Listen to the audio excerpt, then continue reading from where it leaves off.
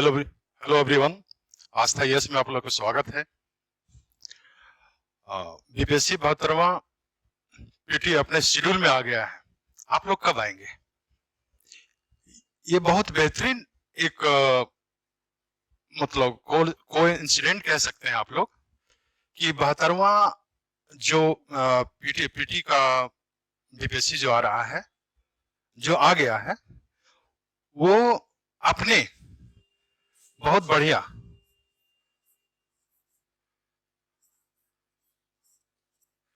बहत्तरवां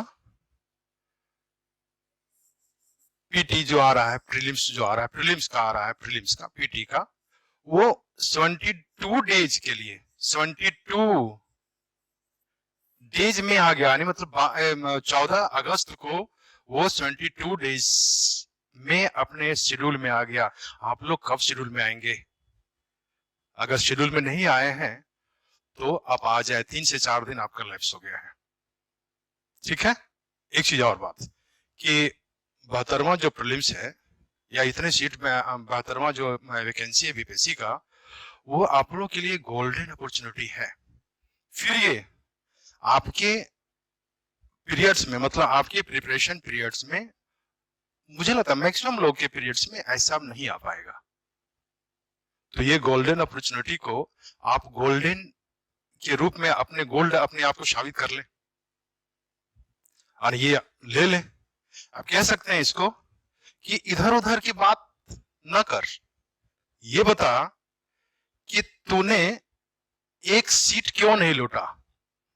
इधर उधर की बात न कर, तूने ये बता कि तूने एक सीट क्यों नहीं लूटा। मैं तो तुझे पहले ही वक्त दिया था, मैं तो तुझे ढेर सारा वक्त दिया था, तो इधर उधर टाइम क्यों वेस्ट किया। कहने मतलब है कि बीपीएससी आपको टाइम बहुत दिया। अब टाइम वो भी 72 दिन रियलाइज करा दे रहा है कि 72 दिन में आपको और कंप्लीट कर ले। अब तो कम हो गया, 3-4 दिन और कम हो गया। तो इस तरह से आप लोग कमर कस लें 72वां पीटी के लिए, जो एक सीट आप कंप्लीट कर लें। एक सीट आपको जो चाहिए, एसडीएम चाहिए, डिप्टी एसपी चाहिए, और जो भी चाहिए ले लें। उसके लिए आप लोग को मेहनत खूब करना होगा, क्योंकि मेहनत करने वाले की कमी नहीं है।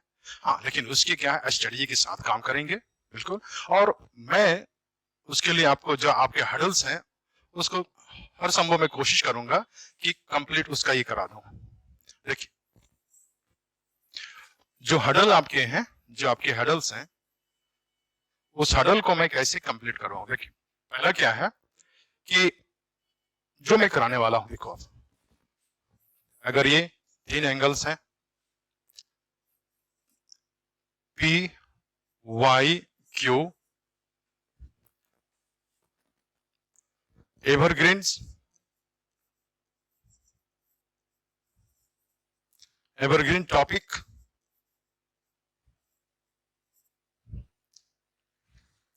And current affair.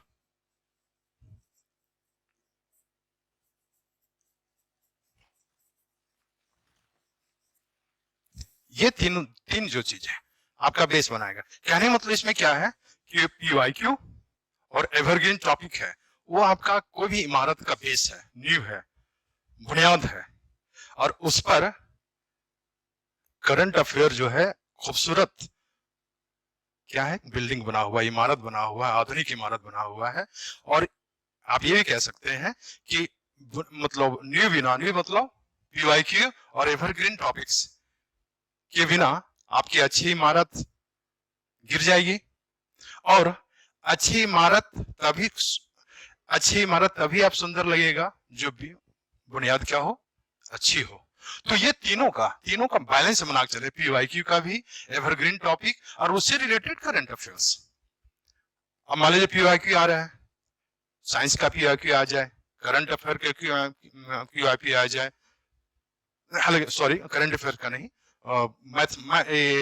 आपका इकोनॉमी का आ जाए, कोई भी सेक्शन जो 7-8 सेक्शन है उसमें पीवाईक्यू जो इंपॉर्टेंट। अब उसमें क्या है कि मैं बता रहा हूँ कि एवरग्रीन टॉपिक्स को, एवरग्रीन हालांकि बहुत से आते हैं, लेकिन एवरग्रीन टॉपिक जिससे क्या रहे, अब मैं भी बता रहा हूँ, शेड्यूल में निकाला हूँ कि एवरग्रीन टॉपिक्स कौन कौन आ सकते हैं।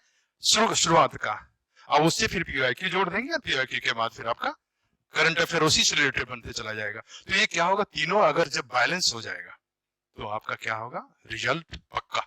एक चीज और ध्यान दें कि जिनका भी रिजल्ट हुआ है या होता है तो सबसे पहले पीवाईक्यू जरूर देखते हैं, उसके बाद एवरग्रीन टॉपिक देखते हैं। ये तो करना जैसे जैसे सपोज दैट फॉरेस्ट रिपोर्ट, तो फॉरेस्ट रिपोर्ट बिहार का और इंडिया का ये एवरग्रीन टॉपिक है। बजट एवरग्रीन टॉपिक है, इकोनॉमिक सर्वे एवरग्रीन टॉपिक है। अगर ये कर लेते हैं तो आप एवरग्रीन, ये जिनका भी रिजल्ट हुआ ये जरूर करते हैं।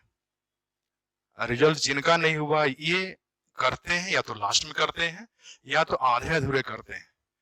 तो सबसे पहले ये तो फिक्स कर लें आप कि इससे क्वेश्चन अगर आता है तो मैं या नहीं छोड़ूंगा या छोड़ूंगी। मैं अब आपको आता हूं आगे। अब देखिए मैं लेकर आया हूं आपके लिए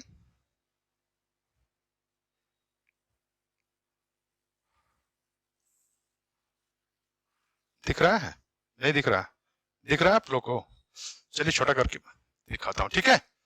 ये आपको दिखा दिया, ये अगर दिखा दिया एवरग्रीन टॉपिक्स जिससे आ रहा है, एवरग्रीन टॉपिक्स पीवाईक्यू भी रहेगा, पीवाईक्यू ऐड रहेगा।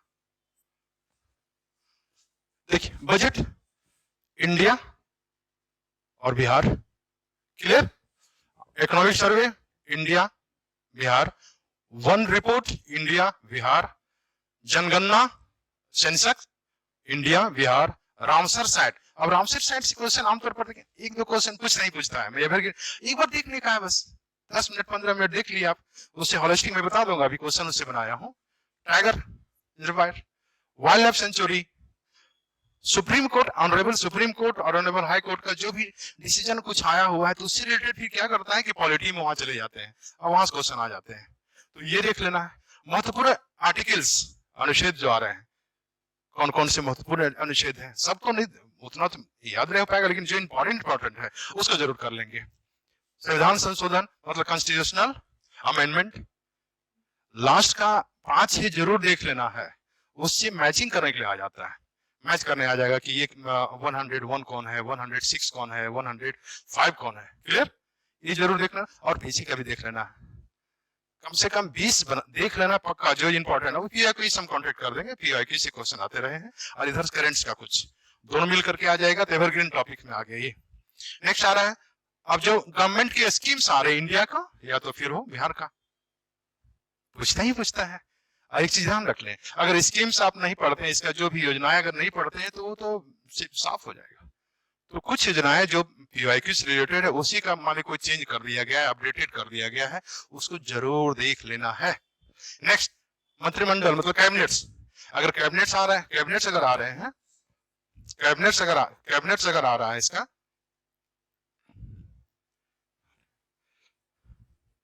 कैबिनेट्स अगर आ रहा है, कैबिनेट्स अगर इसे देखिए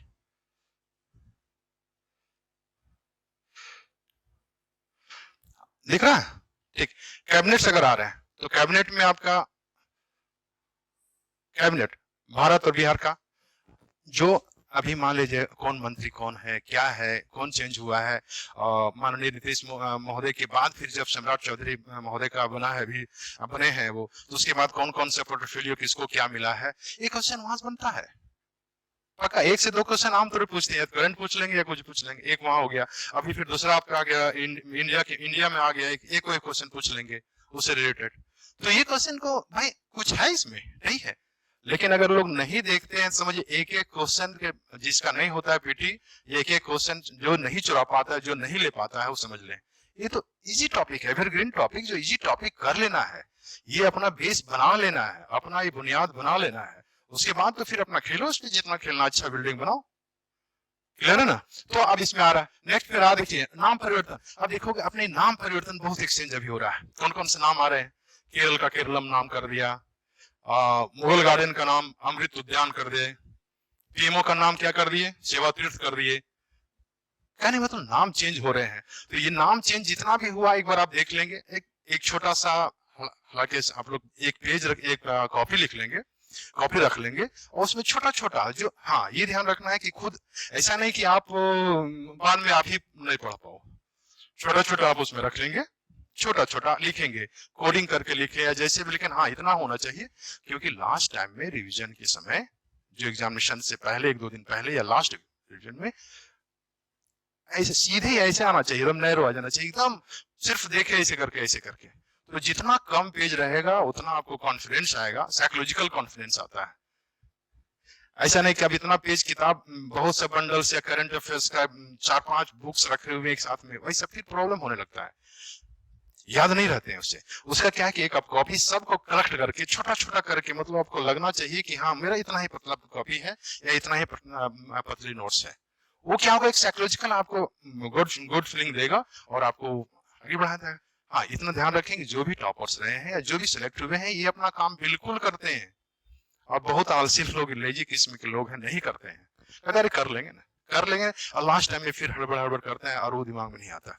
ठीक है, कहने मतलब ये आ रहा है। तो यस, आप देखिए अवार्ड्स और सम्मान जो भी आ रहा है, इंपॉर्टेंट अवार्ड्स जरूर कर लेना है। मान ली किसी को खेल रत्न पुरस्कार मिला है, अभी मिला है, 2-3 साल पहले मिला है, जो भी एक बार कर ले। बिहार के किसी को लोक अवार्ड्स मिला है, इंडिया के लेवल पर मिला है, राष्ट्रपति पुरस्कार कोई मिला है, या तो बुकर पुरस्कार मिला है, ज्ञानपीठ पुरस्कार मिला है, नेशनल अवार्ड मिला, तो ये जितने भी आ रहे सम्मान कोई मिला है किसी, समझ आ रहा है। तो ये क्या होगा कि एक पेज में या एक पेज से कम जगह में सब छोटा छोटा करके आप लिख सकते हैं। उससे क्या हो जाएगा आपके लिए, ये अच्छा हो जाएगा। महत्वपूर्ण ऑपरेशन, जो ऑपरेशन आ रहे हैं, इंपॉर्टेंट ऑपरेशन जैसे आ रहे हैं, नहीं आ रहा था अभी, ऑपरेशन गंगा आया, ऑपरेशन कावेरी, ऑपरेशन अभी ये यूएसए की तरफ से जो आए, या तो ईरान जो किया ऑपरेशन ट्रू प्रॉमिस। तो ये क्या है, ये मैच आमतौर पर मैचिंग के लिए आ रहा है, मैचिंग के लिए देता है। ठीक है, महत्वपूर्ण रिपोर्ट्स और सूचकांक, महत्वपूर्ण रिपोर्ट्स एंड सूचकांक। ठीक है, महत्वपूर्ण रिपोर्ट्स एंड सूचकांक, आप इसका देख सकते हैं। महत्वपूर्ण रिपोर्ट्स एंड सूचकांक में भी आप ये देख, रिपोर्ट्स कुछ किसी का है, नीति आयोग का रिपोर्ट्स आ गया, या किसी संस्थान का रिपोर्ट्स आया, इंपॉर्टेंट आ रहा है, तो वो जरूर देख लें। आपको देखने से क्या होगा, आपका छोटा में कर देना है। हाँ अपना, ऐसा नहीं कि बुक्स में रहे कुछ नहीं, अपना आप बना लें, उसमें सब जगह जो आपको इंपॉर्टेंट लगे उसको अपने कॉपी में लिख लें, कुछ लिख लें। उससे क्या, कुछ बुक्स देख लें, लेकिन कुछ अगर कॉपी में जो लिखे रहेंगे वो रिवीजन आपको बहुत फास्ट होगा और वो बहुत लास्ट में काम आता है। ठीक है जी। प्रमुख नियुक्तियां, जो भी अपॉइंटमेंट हुए हैं, इंपॉर्टेंट अपॉइंटमेंट हुए हैं, किसी का बना हुआ, तो उसको आप देख लेना। ये क्या एवरग्रीन टॉपिक है, एवरग्रीन टॉपिक्स और है, लेकिन अभी एवरग्रीन टॉपिक में ये आपको एक दिखा दे रहा हूँ। इंपॉर्टेंट पर्सनालिटीज माले आ गया, ठीक है, इंपॉर्टेंट पर्सनालिटी, किन्हीं का डेथ हुआ है या किन्हीं का कुछ इंपॉर्टेंट कुछ हो, फेमस हो गए। अब मान लीजिए हो सकता है वांगचुंग के बारे में नाम अभी फेमस हो जाए, जंतर मंतर से करके, है ना, उनके बारे में पूछ दे क्या है वो, है ना जी, सोनम वांगचुंग है ना, तो उनके बारे में पूछते। तो ये अब क्या है कि आपको एक इंपॉर्टेंट बना लेना है। अब हम लोग चलते हैं, चल ठीक है, ये आ गया। अब आ रहा है क्वेश्चन आपको, चलो भाई थोड़ा सा इसमें कोई नहीं। अब मैं क्वेश्चन जो बना दिया हूं, इस पे क्वेश्चन बना दिया हूं, दिख रहा है, दिख रहा है ना, तो और बड़ा कर दूं।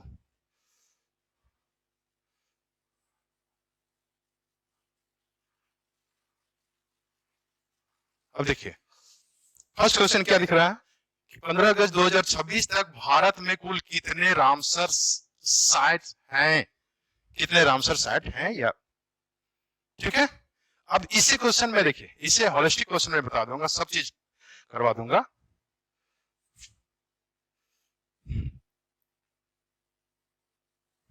अब देखिए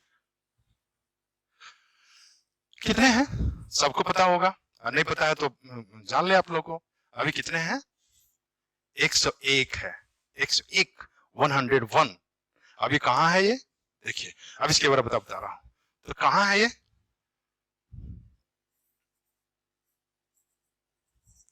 क्लॉ लेक,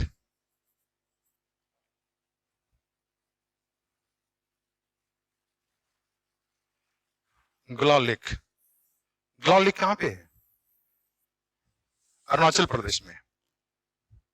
इसकी क्या ये खूबसूरती है कि कामलोंग या कामलोंग वहां पे wild life sanctuary and tiger reserve दोनों है। अब ये ध्यान रखना है कि 50th ये हो सकता है, 15th टाइगर रिजर्व वो कामलोंग ही है, ठीक है। ये आ रहा है तो ग्लो लेक ये अरुणाचल प्रदेश में है, अरुणाचल प्रदेश में है, अरुणाचल प्रदेश में है, ठीक आ रहा है ये कामलोंग। और इसके फेमस क्या इसमें है, अब देखिए सबसे पहले क्या इकोलॉजी,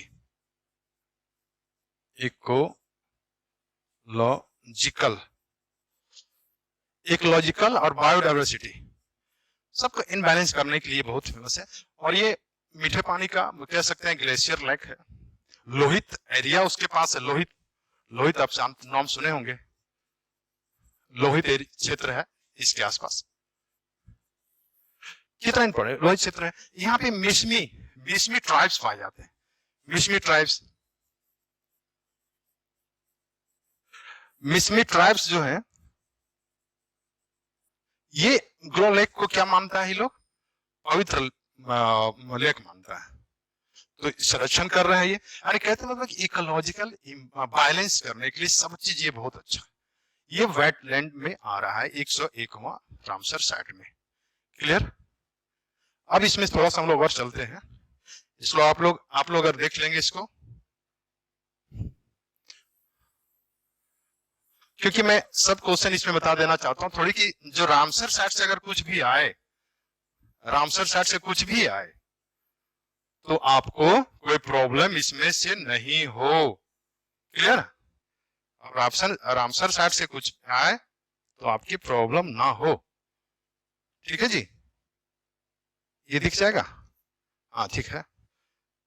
रामसर साइट से अगर कुछ भी आए, ठीक है, तो रामसर साइट से भी कुछ आप देखिए सबसे पहले रामसर साइट, अब एकदम अच्छा से सोचना है। रामसर साइट में आ रहा है, अब सब चीज मैं अगर नहीं लिखता हूं तो क्या आ रहा है सबसे रामसर साइट का। रामसर साइट में क्या हुआ कि एक अंतरराष्ट्रीय सम्मेलन हुआ था। रामसर जगह है ईरान का, और कहां पे है, कैस्पियन सागर में, ईरान में आता है ये कैस्पियन सागर, कैस्पियन सागर के किनारे, ठीक है, के किनारे।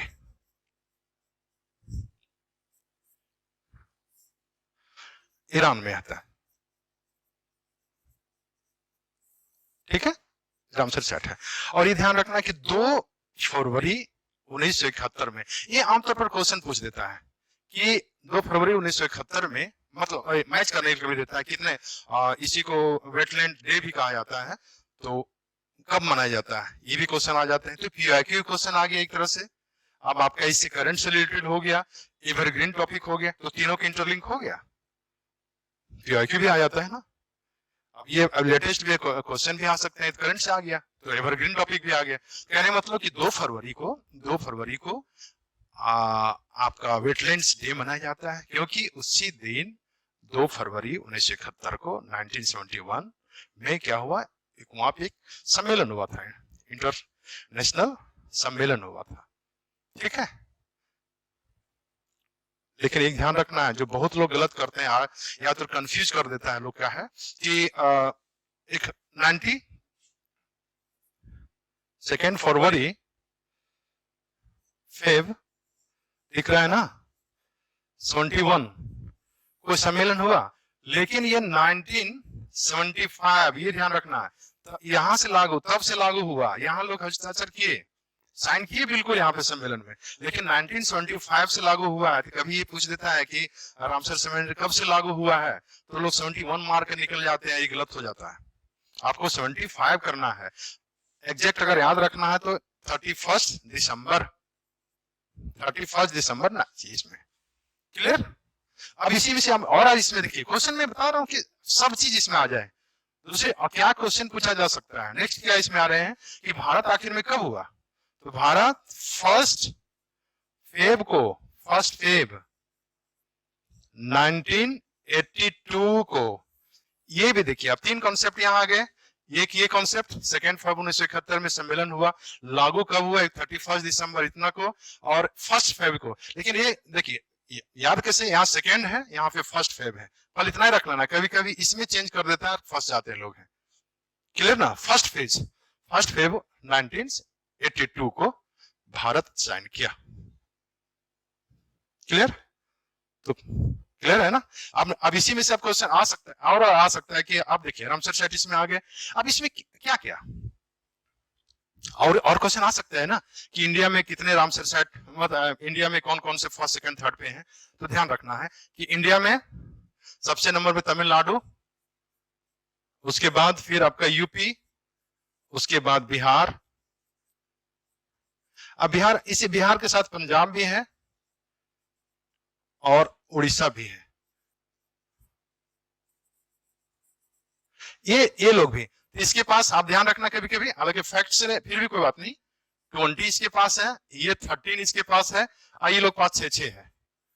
तो आपका देखिएगा बिहार वाला रामसर साइट में आप देखेंगे कि बिहार का रामसर साइट में कभी कोई पूछ देता है कि ये रामसर साइट कौन सा है, ये कितने रामसर साइट हैं, तो 6 आप लोग का वहां बिहार वाला रामसर साइट को देख लेंगे, या तो लिस्ट आपको एक बार जरूर लिस्ट देख लेंगे, तो आमतौर पर देखे ही होंगे, लंबी हो जाएगी फिर इसमें। ठीक है, ये हाँ ये तो ये लेकिन अगर वर्ल्ड स्तर पर देखेंगे तो सबसे अधिक किसका है जी?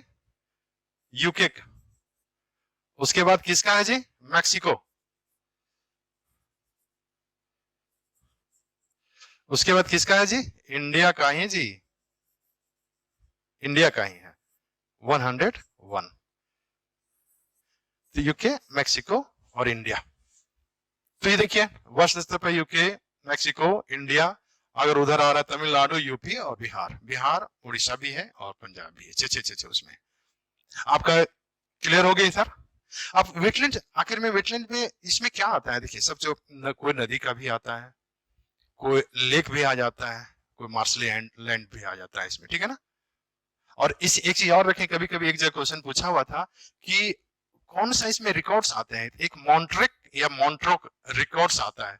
अगर मान ली कोई रामसर साइट में अगर आ गया, रामसर साइट कोई आ गया है, तो रामसर साइट की लिस्ट में आ गया है, और उसमें अगर कोई कारण से डिग्रेडेशन आ रहा है, तो मॉन्ट्रिक रिकॉर्ड्स देखता है वो, और उस पर फिर जाके कार्रवाई होती है। जैसे केवला देवी में भी इसमें कुछ आ रहे हैं कि पहले जैसा था धीरे धीरे डिग्रेडेशन आ रहा है, तो वो मॉन्ट्रिक रिकॉर्ड्स एक बार कहीं कहीं क्वेश्चन में दिया हुआ था कि मॉन्ट्रिक रिकॉर्ड्स किससे रिलेटेड है, तो वेटलैंड से ही, उसमें डिग्रेडेशन अगर आता है तो उसमें आता है। आमतौर पर क्वेश्चन आ, अब इसमें इसी में से आ सकता है कि 91 कौन है, 98, 99, 100, ये आप लोग याद करेंगे, फिर भी थोड़ा सा बताता हूँ।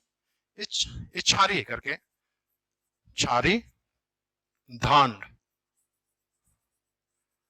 ये आपका गुजरात का है ना जी, गुजरात का। ये 91 कौन है, कहाँ आ गया? शेखा, शेखा बर्ड लाइफ सेंचुरी है, बर्ड लाइफ है आपका, कहाँ है ये? यूपी में। ये 100 क्या आ रहा है? जेपी, जेपी नारायण, ये बर्ड लाइफ सेंचुरी, ये कहाँ है? बर्ड, ये कहाँ पे जी? ये भी यूपी में। और आपका ये तो जान ही रहे हैं कि ग्लोर आपका लेक है वो जो अरुणाचल प्रदेश में है, तो अरुणाचल प्रदेश का पहला भी है। कहने मतलब मैं सब हॉलिस्टिक पूरा में जानकारी इसमें से दे दिया, इसमें क्या क्वेश्चन बन सकते हैं और क्या नहीं क्वेश्चन बनेगा, ये पूरा जानकारी आप लोग का दे दिया गया, ठीक है। और ऐसा कुछ तो मुझे नहीं लग रहा है, और कुछ क्वेश्चन यही, ये सब क्वेश्चन में बहुत लोग ये क्वेश्चन बहुत पूछता है कि लागू कब हुआ है, 71 मार के चले जाते हैं, ये जरूर ध्यान रख लेना इंडिया वाला का। क्लियर?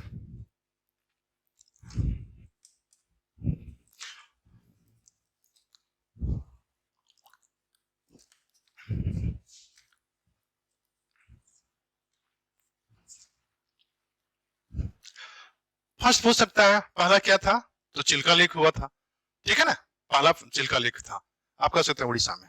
अब नेक्स्ट क्वेश्चन में चलते हैं, इसी क्वेश्चन क्या हो गया आपका, क्लियर हुआ? अब देखिए इंपॉर्टेंट क्वेश्चन पुरस्कार से, इसमें से अगर कोई गलती किए तो समझ लेना है जी, गलती कोई किए, चलो जी चलो थोड़ा कम हो जाओ, अगर कोई भी गलत किए, देखता हूं ना गलत कैसे,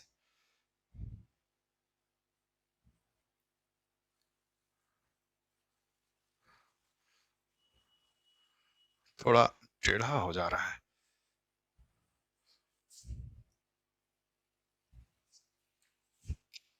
कोई नहीं।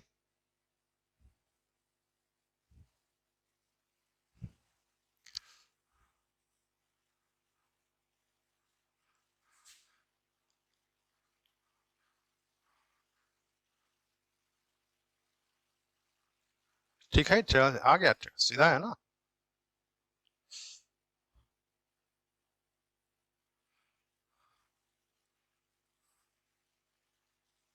ओके, अब क्वेश्चन देखिए, अच्छे से क्वेश्चन देखिए। निम्नलिखित में से किसे अर्जुन पुरस्कार नहीं मिला है?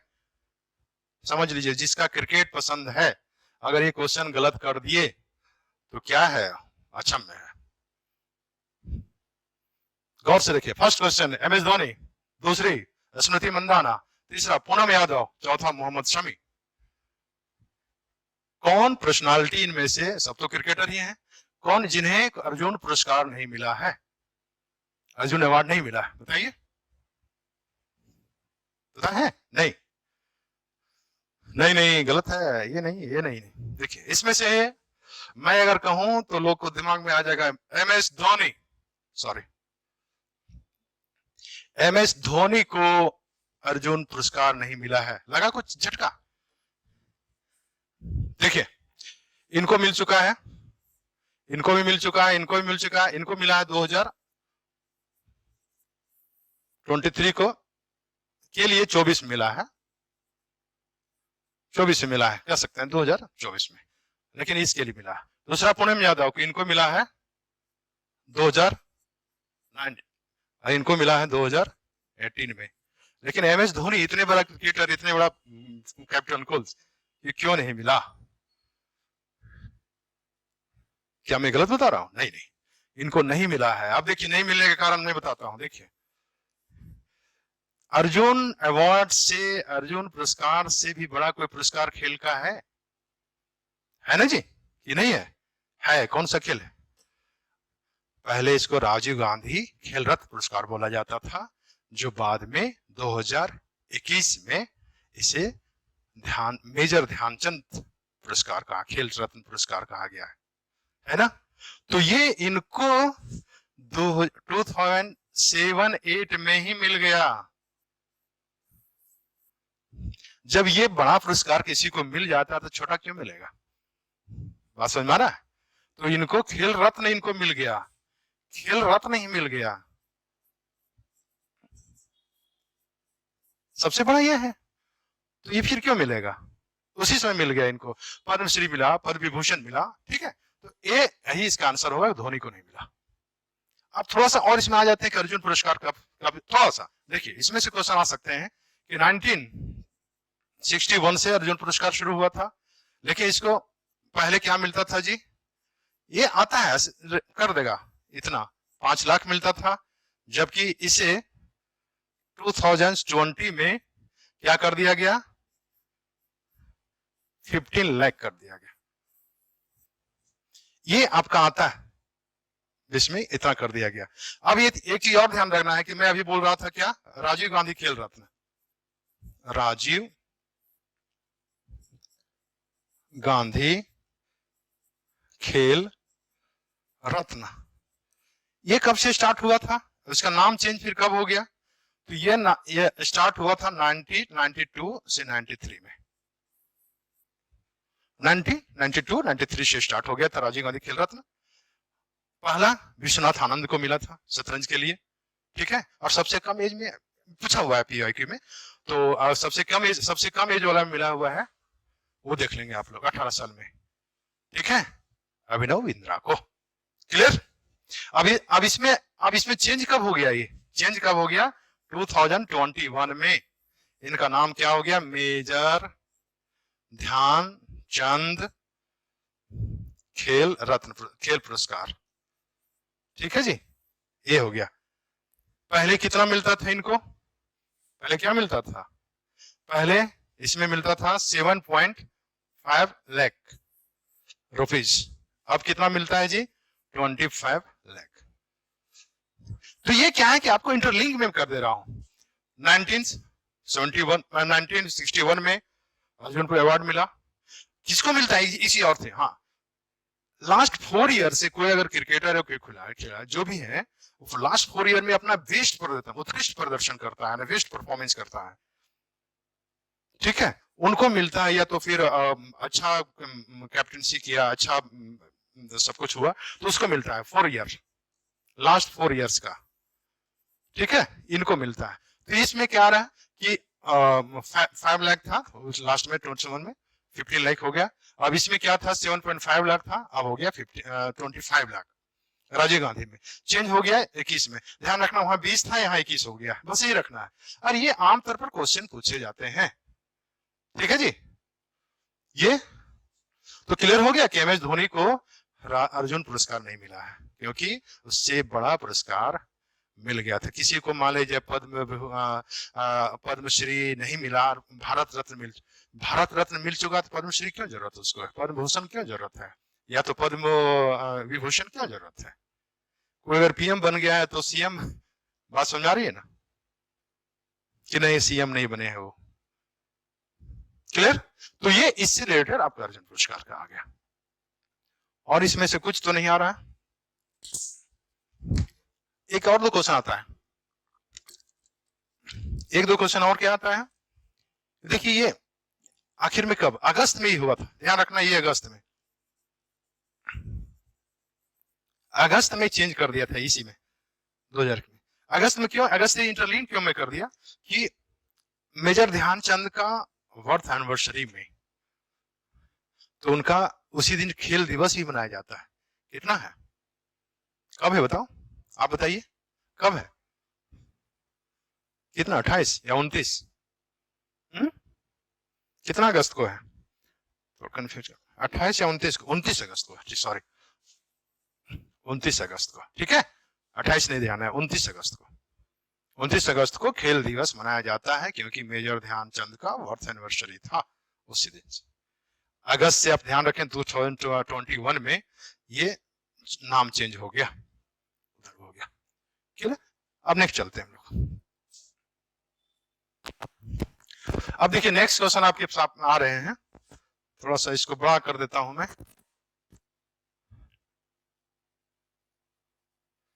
बड़ा कर दिया, ठीक है जी। अब दिख रहा है आप लोग को, दिख रहा है ना, दिख रहा है, ठीक है। अब देखिए मैं संविधान संशोधन से लिया हूं, अरे कॉन्स्टिट्यूशनल अमेंडमेंट से लिया हूं। कौन सा युग में मतलब कौन सा पेयर इसमें सही सुमेलित नहीं है, क्लियर, कौन सा इसमें नहीं है। देखिए 100 में क्या आ रहा है, भारत बांग्लादेश सीमा समझौता। 102 क्या आ रहा है, राष्ट्रीय पिछड़ा वर्ग यानी एनसीबीसी को संवैधानिक दर्जा। थर्ड क्या आ गया, मतलब सी क्या आ गया, 103 संविधान संशोधन, ईडब्ल्यूएस 10% आरक्षण। और फोर्थ आ गया 105 संविधान संशोधन, नारी शक्ति वंदन योजना। आप बताएं कौन सा इसमें गलत है, कौन सा पेयर इसमें से रॉन्ग है, कौन मैच नहीं कर रहा है, बताएं इसमें से कौन हो जाएगा जी, ये वाला। अरे अरे यार,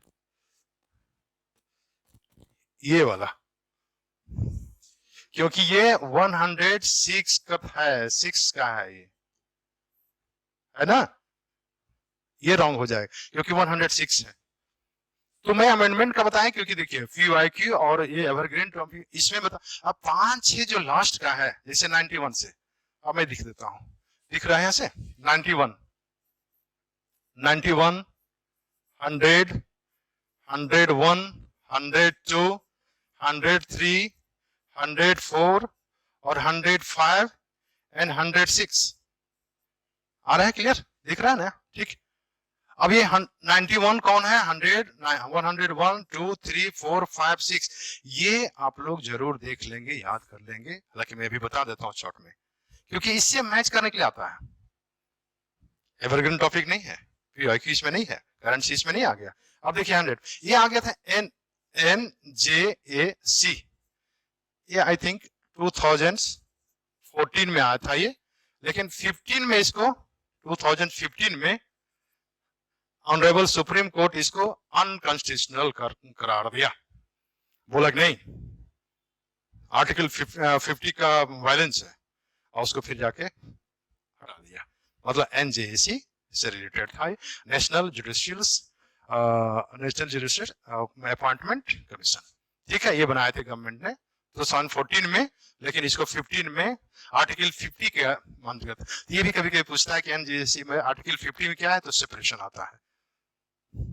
ऐसा नहीं कि वो आता है कि आर्टिकल 50 में कि मेरा भी पावर है, अपना अपना पावर का यूज करें। ऐसा नहीं कि दूसरे घर में जाकर के भी खाना खा लें, है ना।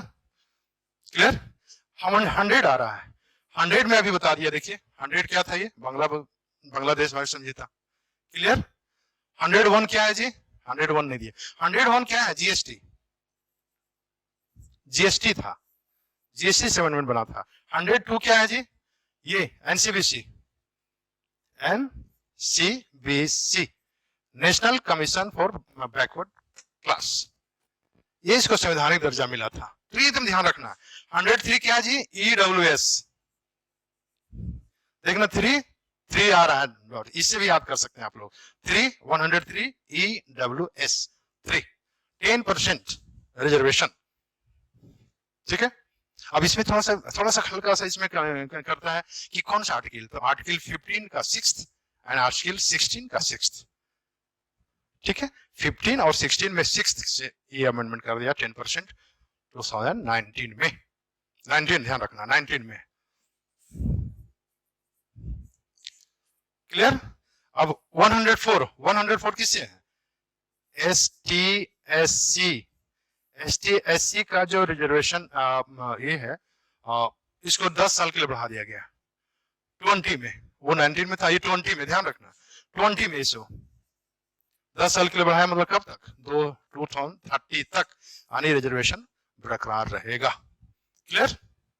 अब इसी में से एक और चीज, ये तो खैर बहुत लोग ये तो जानते ही हैं, इसी में एक और क्लॉज था 2020 में ही किया कि एक और अमेंडमेंट है, वो है एंग्लो इंडियन।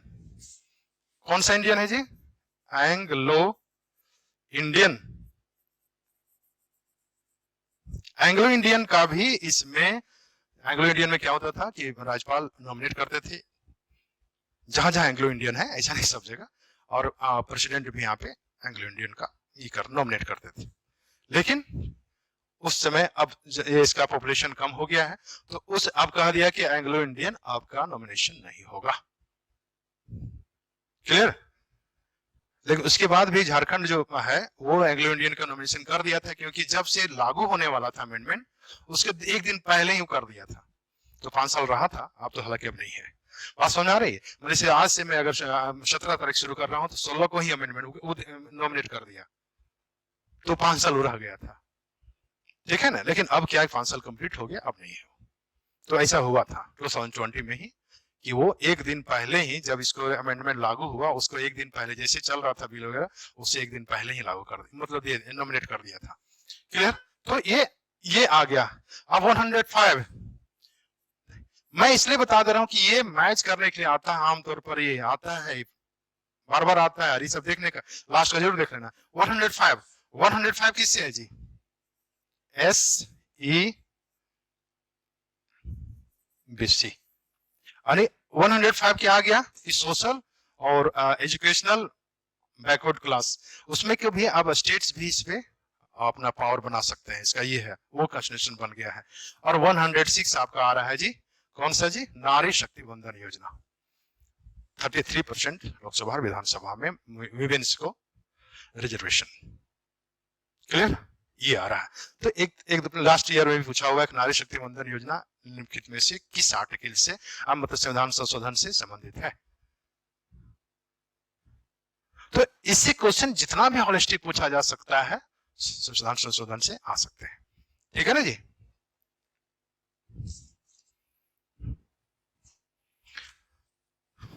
और तो कुछ मुझे, अब नेक्स्ट चलते हैं 4। क्लियर हो गया ना। तो कहने मतलब जो मैं अभी पीवाईक्यू जो बोला था पहले, पीआईक्यू का R+ एवरग्रीन टॉपिक, उसमें क्वेश्चन आ रहा है, तो ये आपका एकदम क्लियर आ जाना चाहिए। नेक्स्ट चलो जी, आ जाओ, बड़ा हो जाओ।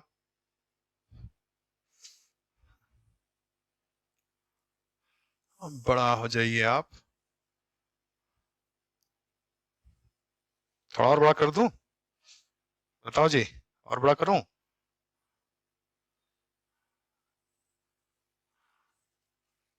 थोड़ा उतना बड़ा भी नहीं सही है, थोड़ा सा छोटा दिख रहा है पर को ना, दिख जा रहा है, बस दिखना चाहिए, दिखना चाहिए, ठीक है। Next question, fourth number. 2026 में राष्ट्रमंडल खेलों के संबंध में निम्नलिखित कथनों पर विचार कीजिए। यानी कॉमनवेल्थ गेम 2026 में हुआ था, तो उस पर विचार कर रहे हैं। मतलब आपको बताइए क्या है, 2026 राष्ट्रमंडल खेलों का आयोजन ग्लासगो स्कॉटलैंड में किया जाएगा,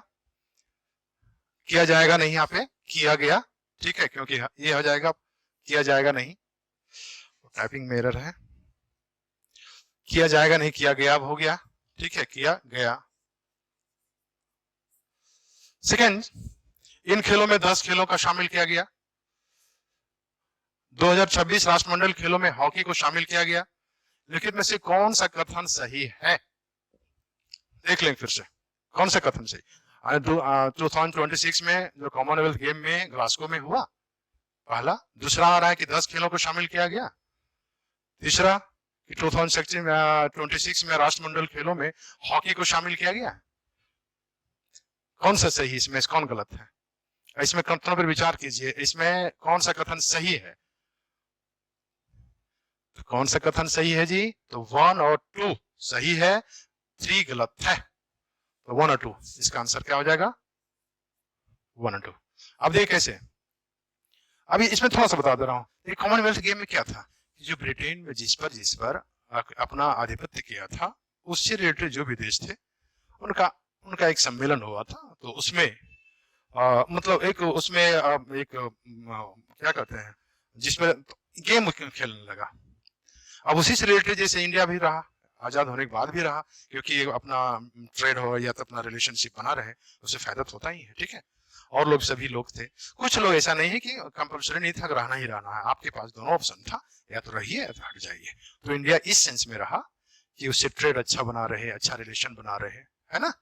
तो वो कॉमनवेल्थ में गेम थे, कॉमनवेल्थ गेम का वो था। तो इंडिया, एक चीज और रखना है, अब जैसे इसमें आ जाए तो ध्यान देना है कि अब इंडिया कॉमनवेल्थ गेम का कभी ऑर्गेनाइजर बना है, मेजबान बना है कि नहीं बना है?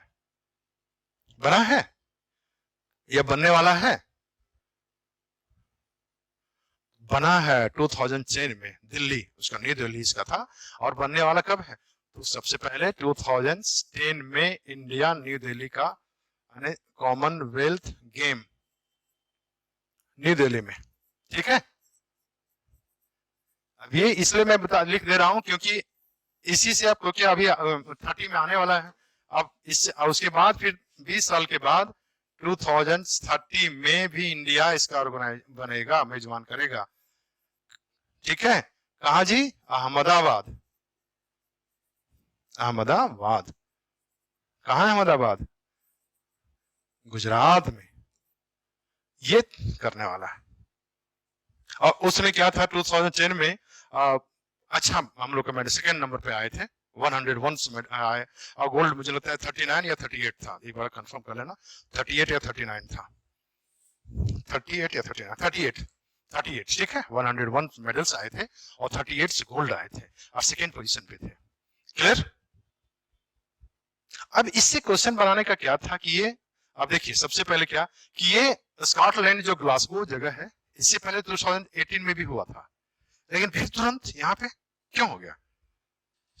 क्यों फिर आ रहा है नेक्स्ट इसलिए आ रहा है कि ग्लासगो में कि विक्टोरिया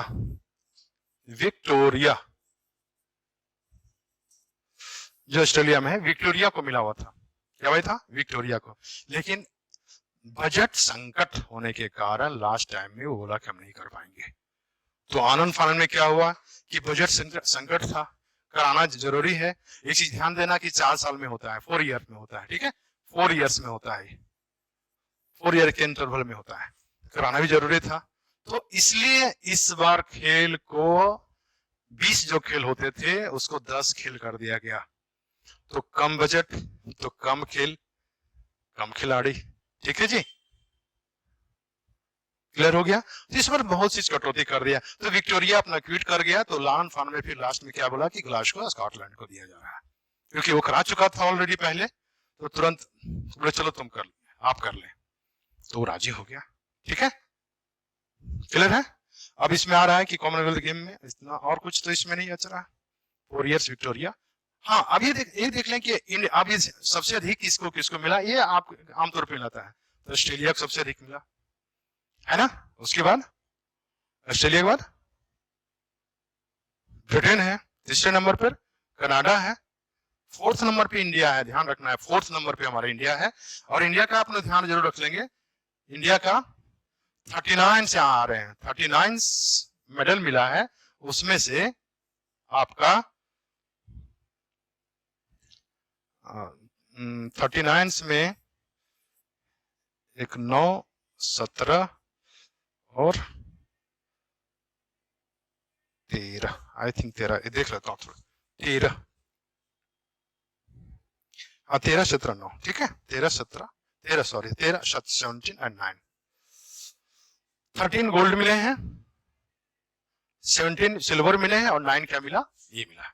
ये फैक्ट्स है, फैक्ट्स एक बार देखना होता है। ठीक है, अब इसमें मैं बता रहा हूँ, इंटरलिंक कर दे रहा हूँ कि यहाँ पे ये कॉमनवेल्थ गेम ध्यान रखना, ये भी ये 10 में हुआ था, जो 19th हुआ था ये। और ये ग्लासगो ओलंपिक कितना है, ये ग्लासगो कहाँ गया, ये आ जा रहा है, ये आपका 23rd है। ठीक है, 23rd है, ये पूछ सकता है, ये कभी आता है 19, ये 23rd, 4 साल के बाद आएगा। ठीक है, ये सब आ गया। तो और सबसे अधिक ऑस्ट्रेलिया, फिर वही ब्रिटेन से आ गए, 10 नंबर कनाडा आया, 4th नंबर में। लेकिन ये ध्यान रखना 39 जो स्कॉटलैंड का भी, उसका भी मेडल 39 ही है। यहाँ भी सेम है, ये बस ये दोनों चेंज इंटरचेंज हो जा रहे हैं, बस 39 से आ रहे हैं। उसमें कहा वो कितना आ रहा है, तो 13 वहां भी, 13 यहाँ भी, ये भी सेम है, ये भी सेम है। बस यहाँ जो 17 था, यहाँ 9 हो गया और यहाँ 17 हो गया, बस ये इंटरचेंज खाली कर दिया। ठीक है, इसका भी 39 है, स्कॉटलैंड मतलब ग्लासगो स्कॉटलैंड का भी। क्लियर। तो ये जो होलिस्टिक आपका इसमें आता है, आपको इसमें से आ जाएंगे, और तो कुछ नहीं है।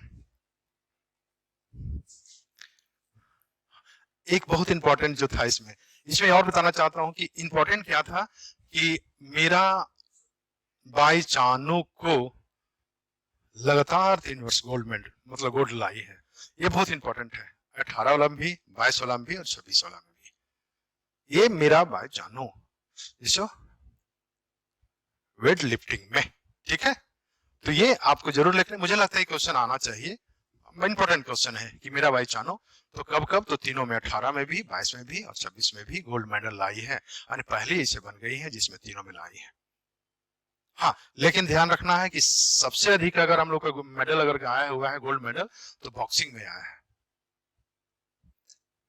Gold medal. हम लोग के इस बार कम इसलिए आ गए क्योंकि अच्छे जो हम लोग पास ये शूटिंग का था वो नहीं था, और उसके बाद फिर कुश्ती नहीं था, हॉकी नहीं था, तो हॉकी अब में देखा हॉकी नहीं है, क्रिकेट, ये सब क्या थे जो हमारा स्ट्रॉन्ग पॉइंट था, उसमें से सब हट गए थे। आप जान ही रहे हैं क्यों हटा था, है? क्योंकि 20 से 10 कर दिया गया था, क्योंकि कम बजट था, कम समय था और कम उसमें खिलाड़ी रखा गया। ठीक है जी, तो ऐसा इसमें आ गया और इसमें आगे बढ़ते हैं। तो ये आपको ध्यान रख लेना है कि इंडिया में हुआ था, ये बहुत इंपॉर्टेंट हो सकता है, इसमें आपका स्टेटमेंट बेस्ड क्वेश्चन आ जाए, ये आ गया। ठीक है, नेक्स्ट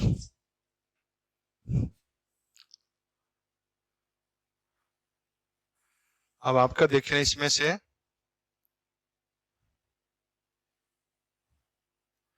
चलो आ जाओ जी,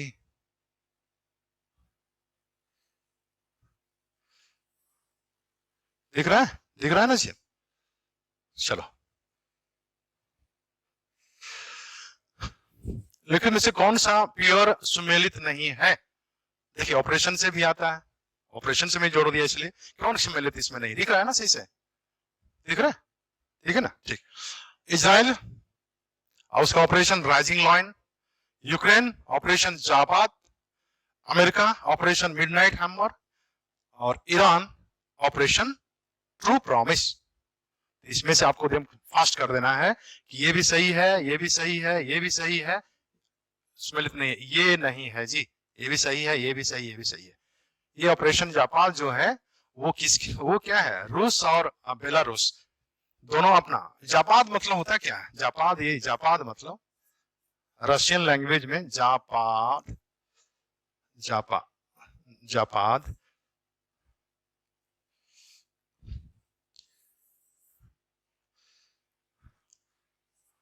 जापाद मतलब होता है वेस्ट, ठीक है, वेस्ट होता है रशियन लैंग्वेज में। वेस्ट कहने का मतलब कि जो वेस्ट उसका एरिया है उसको सुरक्षित करने के लिए एक सैन्य अपना मिलिट्री एक्सरसाइज किया था। ये कौन किया था? वो रसिया, रूस, रूस एंड बेलारूस, बेलारूस, ठीक है, रूस और बेलारूस ने एक मिलिट्री एक्सरसाइज ये किया था, न कि इसका यूक्रेन से रिलेटेड है। तो ये इस तरह से आप लोग का ये पियर्स या ये ऑपरेशन 15 से 20 ऑपरेशन है famous. Operation Ganga, operation Kaveri, operation ये मेघदूत। ये आपको एक बार लिख लेना है कि इससे जो क्वेश्चन है उससे क्या होगा कि एलिमिनेशन पद्धति, एलिमिनेशन में भी आपका काम आ जाएगा। सब नहीं लिखना है, सब लिखेंगे तो फंस जाएंगे, लेकिन कुछ आपको लिख लेना है, ठीक है। अब नेक्स्ट में चलते हैं, थोड़ा फास्ट करते हैं टाइम। अब इसमें सब चलते हैं हम लोग,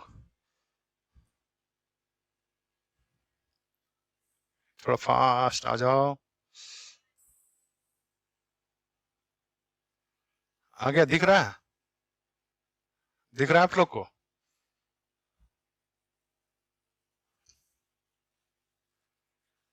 ठीक है, दिख। क्या क्वेश्चन है? निम्नलिखित में से कौन सा कथन सही है? श्रेयसी सिंह निशानबाजी से जुड़ी हुई रही है, वे बिहार के खेल मंत्री है, उनके पास उद्योग विभाग भी है।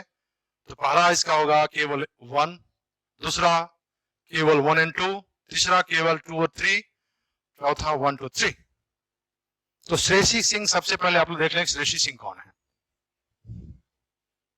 कौन है श्रेयसी सिंह? तो श्रेयसी सिंह सबसे पहले, अब इसको देख लेंगे। तो इसका आंसर क्या हो जाएगा? सही है। इसमें से कौन सा चीज जुड़ी हुई है? बिल्कुल जुड़ी हुई है, ये जुड़ी है, निशानबाजी से, शूटिंग से है। वे बिहार के खेल मंत्री हैं, बिल्कुल है। उनके पास उद्योग विभाग है, इसमें लोग कंफ्यूजन करेंगे, उनके पास उद्योग विभाग भी है, ठीक है। तो खेल मंत्री के साथ साथ वो उद्योग विभाग के भी मंत्री हैं, मतलब इंडस्ट्रियल ये भी है। एक चीज और इसमें से, तो ये भी है। तो क्या हो जाएगा जी? 1 2 3। एक चीज और मैं देता हूं, तो सबसे पहले क्या है कि ये निशानेबाजी मतलब शूटिंग,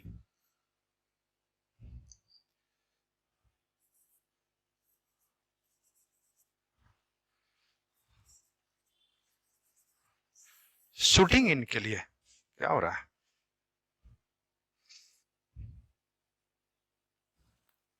ठीक है, शूटिंग, शूटिंग में है। 2018 में गेम खेले भी हुए हैं इनको। अब यहाँ ध्यान रखना है कि शूटिंग्स में इनको अवार्ड मिला हुआ है, पुरस्कार मिला हुआ है, गोल्ड मेडल भी लाई 2018 में। अर्जुन पुरस्कार भी इनको मिला हुआ है, अर्जुन पुरस्कार। क्या हो रहा है जी? अर्जुन अवार्ड्स मिला हुआ है, पद्मश्री भी मिला हुआ है, पद्मश्री, अच्छा सॉरी, पद्मश्री नहीं मिला, अर्जुन अवार्ड्स मिला हुआ है इनको है, ठीक है। अच्छा, शशि सिंह को शूटिंग पद्म नहीं मिला, वही तो, पद्मश्री नहीं मिला है, ठीक है। अर्जुन अवार्ड इनको मिला हुआ है, खेल रत्न, खेल का दूसरे पुरस्कार। अब राजीव गांधी रत्न पुरस्कार नहीं मिला। और इससे रिलेटेड अगर थोड़ा सा जाना है तो श्रेयसी सिंह कौन भाई? श्रेयसी सिंह कौन है?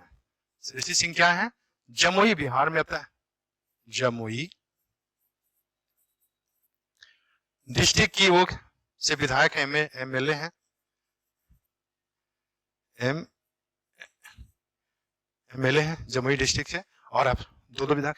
इसके पहले एक बार इंफॉर्मेशन टेक्नोलॉजी की मिनिस्टर भी रह चुकी हैं, अगर इससे पहले एक बार रह चुकी है, क्या की बरबार में आए हैं। तो आईटी का भी बन चुके हैं, आईटी मिनिस्टर भी रह चुकी हैं।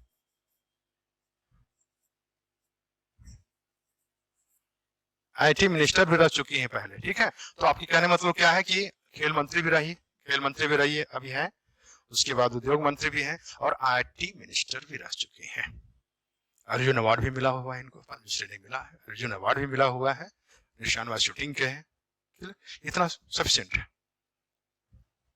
ओके।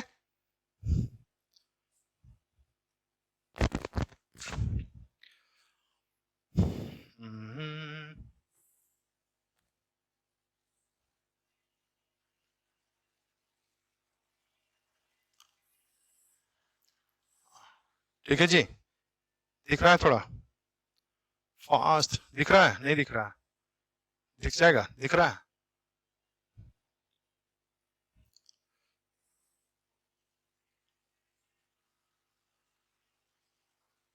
क्या मिला है?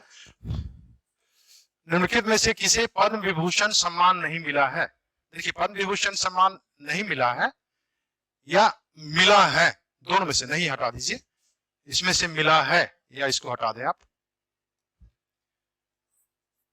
मिला है, पद्म विभूषण मिला है या नहीं मिला है, तो इसमें से ऑप्शन और दे देंगे। इसमें कहने मतलब कि मैं फोकस कर रहा था कि सिर्फ इसमें टाइपिंग मिरर मुझसे ही हुआ है। ये निम्नलिखित में से किसे पद्म विभूषण सम्मान नहीं मिला है, तो ऑप्शन इसमें से और हो जाएगा, और मिला है तो मैं बता दे रहा हूं नहीं मिला है, किसे नहीं मिला है, कहीं नहीं मिला है, तो ऑप्शन के रूप में क्या है? क्या इनको मिला है? क्या इनको मिला है? क्या इनको मिला है? क्या इनको मिला है? किसे मिला है? तो एक क्वेश्चन क्या बनेगा कि सिर्फ इनको मिला है, सम्मान नहीं मिला हटा दीजिए, क्योंकि इनको मिला है, बाकी ये तीनों लोग को नहीं मिला है। ठीक है, यानी कि इनको उस्ताद बिस्मिल्लाह खां जो शहनाई के लिए विश्व प्रसिद्ध है, ये ध्यान देना है, क्वेश्चन आपको पीआईक्यू में पूछा भी जाता है कि ये कहां से हैं, तो कहां से हैं जी? बक्सर के डुमराव क्षेत्र से हैं, बक्सर के ही हैं, डुमराव आपके बक्सर के डुमराव क्षेत्र से हैं, लेकिन इनका कार्य मतलब कार्य जो क्या था, वाराणसी में, यानी गंगा के घाट पे अपना आराम से ये वाराणसी में कार्य क्षेत्र रहा है, वाराणसी, लेकिन बेसिकली वो जन्म इनका हुआ था डुमराव बक्सर में। क्लियर? तो उनको अब इनका क्या है कि इनके बारे में थोड़ा सा बता दो। ये देख 2001 में भारत रत्न मिल चुका है, ठीक है, पद्म विभूषण उसके पहले मिला, उसके पहले तो 60 में आपके पद्मश्री मिल गए, अरे इनको चारों अवार्ड्स मिल चुका है, चारों, पद्मश्री भी मिला है, पद्म भूषण भी मिला है, पद्म विभूषण भी मिला है, और पद्म आपका ये भारत रत्न भी मिल गया। अब एक चीज और हो सकता है कि 2001 में किसके साथ मिला था? तो स्वर कोकिला लता दीदी के साथ मिला था जी, लता दीदी के साथ, लता मंगेशकर, इनको भी साथ में मिला था भारत रत्न। एक चीज यार, इसमें एक और क्वेश्चन इसमें आ सकते हैं कि हालांकि इतना नहीं पूछ सकता है, लेकिन लता दीदी को पद्मश्री नहीं मिला था क्योंकि उसके पहले ही पद्म भूषण मिल गया, जैसे धोनी का जो हाल था, ठीक है, इनको पद्मश्री नहीं मिला, पद्म भूषण मिल गया, पद्म विभूषण मिला, भारत रत्न मिला, दादा साहब फाल्के पुरस्कार मिला, ठीक है। तो ये आपका कहने मतलब चार। अब ये देखिए अब इसमें थोड़ा सा लगता है ना कि श्री कृष्ण सिंह को कोई भी मतलब कहने मतलब ये मतलब बी एंड डी, ये बिहार के दोनों हैं, ये भी तो है, मान लीजिए दोनों का, कोई भी ये नेशनल अवार्ड कुछ भी नहीं मिला है, न पद्मश्री, न पद्म भूषण, न पद्म विभूषण, न भारत रत्न, दोनों को। अनुग्रह नारायण सिंह पहला डिप्टी सीएम कह सकते हैं आप, है, और पहला सीएम हुआ, दोनों को नहीं मिला। हालांकि इनको बिहार विभूति कहा जाता है, और इनको बिहार केसरी, ये बिहार केसरी है, ये बिहार केसरी, और ये हो गया बिहार विभूति। पूछे जाते हैं जी, हल्के में नहीं लेने का भाई, विभूति। लेकिन ये है कि इनको कोई अवार्ड नहीं मिले भारत सरकार द्वारा, मतलब पद्मश्री, पद्म भूषण, पद्म विभूषण, भारत रत्न मिला। लेकिन एक चीज और इसमें है इंपॉर्टेंट कि भारत संविधान सभा के दोनों मेंबर रह चुके हैं, ये भी रहे हैं, ये भी मेंबर है, संविधान के, संविधान सभा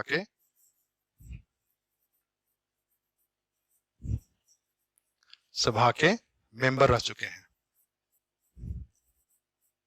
मतलब आप कॉन्सेप्ट दोनों रह चुके हैं, दोनों लोग, क्लियर है? तो कहने मतलब मेरा था कि ये पद्म भूषण अवार्ड से क्वेश्चन अगर आता है, कुछ भी अवार्ड हो सकता है, और कुछ मतलब ये एवरग्रीन टॉपिक्स में है, ये अवार्ड से क्वेश्चन आ सकते हैं, ठीक है। और कुछ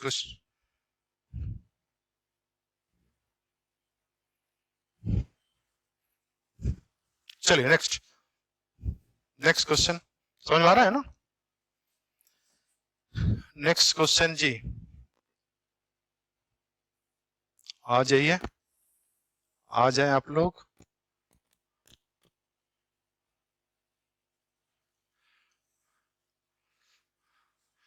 नाम परिवर्तन, इसमें नाम परिवर्तन मिलान नहीं है। देखिए थोड़ा सा जल्दी, नाम परिवर्तन मिलान नहीं है मतलब कौन सा मैच नहीं कर रहा है, कौन इसमें से मैच नहीं कर रहा है, नहीं कर रहा है।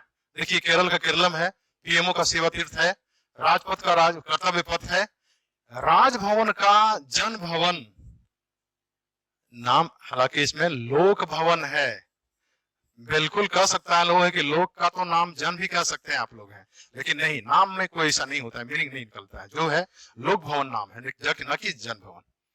क्लियर? तो ये हालांकि, और इसमें से ये देखें, इस बार क्वेश्चन मुझे लगता है कि आना चाहिए, कोई ना कोई मिलने आ जाएगा, कर्तव्य पथ आ जाए, पीएमओ आ जाए। मुगल गार्डन जिसे, मुगल गार्डन का नाम क्या हो गया जी, मुगल गार्डन का नाम क्या हो गया, मुगल गार्डन, क्या नाम आ गया, अमृत उद्यान। ये आ सकता है, कुछ भी आ जाए, मैच करने के लिए आ जाए, कुछ भी आ जाए, मुगल गार्डन। ठीक है जी, ये आ गया। अब इसमें मेरा मकसद ये कहने का ये था, आप देख लेंगे, कहने का मेरा ये मकसद यहाँ पे था, थोड़ा सा इसमें हल्का सा कॉन्सेप्ट बता दे रहा हूँ, थोड़ा सा 1 मिनट में आपको कॉन्सेप्ट बता दे रहा हूँ। कॉन्सेप्ट इसमें क्या था, ये तो इसमें जन भवन। अब इसमें नाम परिवर्तन, जिससे देखिए नाम परिवर्तन में क्या आ रहा है ना कि 3 पॉइंट आते हैं, कोई प्लेस का, प्लेस जो भी है, स्थल मतलब स्थल, जगह है, किसी जगह का नाम है, कोई स्टेशन जगह किसी का नाम, आपका स्टेट्स का नाम,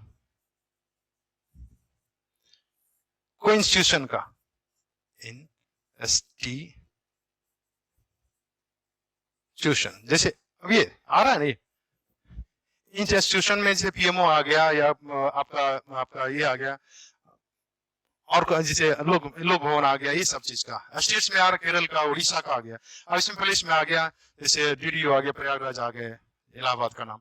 ये इसमें ये समान तौर पर ये दोनों का चीज क्या है कि जो जैसे कोई इंस्टीट्यूशन है, या तो सरकारी में, या तो आपके जो होम मिनिस्ट्री है, ये उसका एनओसी देखता है, सबसे कोई दूसरा नाम तो नहीं है, ये सिंपल प्रोसेस है, उसका कर देता है। मैं यहाँ बताने जा रहा था सिर्फ स्टेट्स का, इसमें बहुत कंफ्यूजन लोग करते हैं, कंफ्यूज करते हैं स्टेट्स। अब जैसे मैं इसमें दिखा रहा हूँ, दिख रहा है, अब आप लोग बता दें इसमें से मुझे, झारखंड, झारखंड का नाम सुना होगा आप लोगों ने, उड़ीसा, ये हो गया, JNK, सिक्किम, गोवा। अब मुझे बता दें कि ये कैसे बना, ये सब क्या, कौन सा आर्टिकल में आ जाएगा, कैसे हुआ। इसमें आर्टिकल 2 और 3 का बहुत रोल होता है। आर्टिकल किसका, आर्टिकल 2 और 3।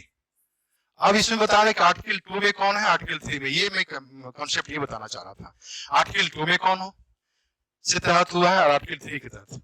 वो तो होता है कि प्रेसिडेंट का अपना ये बनता है, उसके सिफारिश पर संसद में आ जाता है, अमेंडमेंट आता है, उसके बाद बनता है 2 और 3 दोनों का। लेकिन इसमें क्या है, झारखंड जैसे किस में आर्टिकल्स में आ जाएगा, उड़ीसा किस आर्टिकल्स में आ जाएगा, किस आर्टिकल से हुआ, JNK, सिक्किम, गोवा। तो इसका एकदम छोटा सा कॉन्सेप्ट, बहुत अच्छा कॉन्सेप्ट है, आपको देख लेंगे, ये मैं हटा दे रहा हूं, ठीक है। छोटा सा कॉन्सेप्ट है जो हमेशा याद आप लोग रखेंगे, देख लेंगे, छोटा सा कॉन्सेप्ट दिख रहा है ना, दिखेगा, ठीक। छोटा सा कॉन्सेप्ट क्या है, मान ली इंडिया आ गया, ये इंडिया है, इसमें से कुछ सब स्टेट चैंपियन है, अरे कुछ स्टेट इधर है, 2 हो गया। तो इस स्टेट का अगर कोई नाम चेंज करना है, मतलब अंदर में, इंडिया के अंदर में है कोई स्टेट, जैसे अब इसी में से बिहार था, बिहार से कट के झारखंड बना ना, और इसी में से बढ़ना, घटना, जोड़ना, किसी में आगे पीछे करना है, तो आर्टिकल 3 के अंतर्गत आ जाएगा, ठीक है। ये आर्टिकल 3 में आ जाएगा, ये आर्टिकल 3 में, जैसे तो झारखंड किससे हुआ, आर्टिकल 3 में आ गया। उड़ीसा कैसे हो गया, नाम चेंज कर दिया इसी में ना, ये किस में आ जाएगा, नाम चेंज किए, वो किस में आ जाएगा जी, अमेंडमेंट है। वो किस में आ जाएगा? आर्टिकल 3 में आएगा। इसी में ना नाम चेंज हुआ, अंदर में ही सब हुआ, जबकि स्टेट पहले भी था, घट गया, बढ़ गया, घट गया, जो भी है। अब ये जो आ रहा है स्टेट, जैसे पहले क्या था, सिक्किम पहले स्टेट नहीं था, हेल्पिंग सहायक स्टेट था, उसको फिर क्या हुआ, कौन सा अमेंडमेंट में, एक अमेंडमेंट लाया गया ना, उसमें आर्टिकल 2, अब इसमें आ रहा है, ये आ जाएगा आर्टिकल 2 के तहत। गोवा भी था पहले, ये भी स्टेट बना ना, तो आर्टिकल 2 में ये आ जाएगा और आर्टिकल 3 में ये अंदर। कहने मतलब जो बाहर का आने, मतलब जो स्टेट नहीं था, स्टेट का दर्जा उसको नहीं मिला था, और स्टेट में अगर शामिल हो गए तो क्या आ जाएगा, वो आएगा आर्टिकल 2 में। और जो स्टेट्स में, इंडिया के अंतर्गत में ही स्टेट्स है, यूटी है, जो भी, उसको अगर चेंज कर रहे हैं तो आर्टिकल 3 में आ जाएगा। जैसे जम्मू कश्मीर आपके आर्टिकल 3 से आएगा ना कि 2 से। ठीक है, ये मैं कॉन्सेप्ट बताना चाह रहा था। ठीक है ना जी। तो आप जैसे कहने मतलब पुनर्गठन, इसका पुनर्गठन हो गया, इसका फिर से अलग से बन गया। तो वही ये कॉन्सेप्ट रखना, जो अंदर का ही पुनर्गठन हो जाए, जोड़ दे, घट जाए, बढ़ा दे, तो आपको आर्टिकल 3 आएगा। जो बाहर से जैसे सिक्किम, गोवा, ये सब आ रहा है, आपका आर्टिकल 2 में आ जाएगा। क्लियर? यानी बाहरी क्षेत्रों से। नेक्स्ट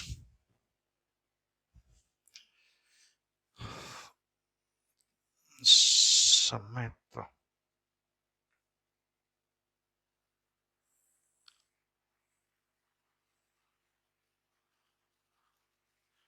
ठीक है, फास्ट थोड़ा करता हूं इसको।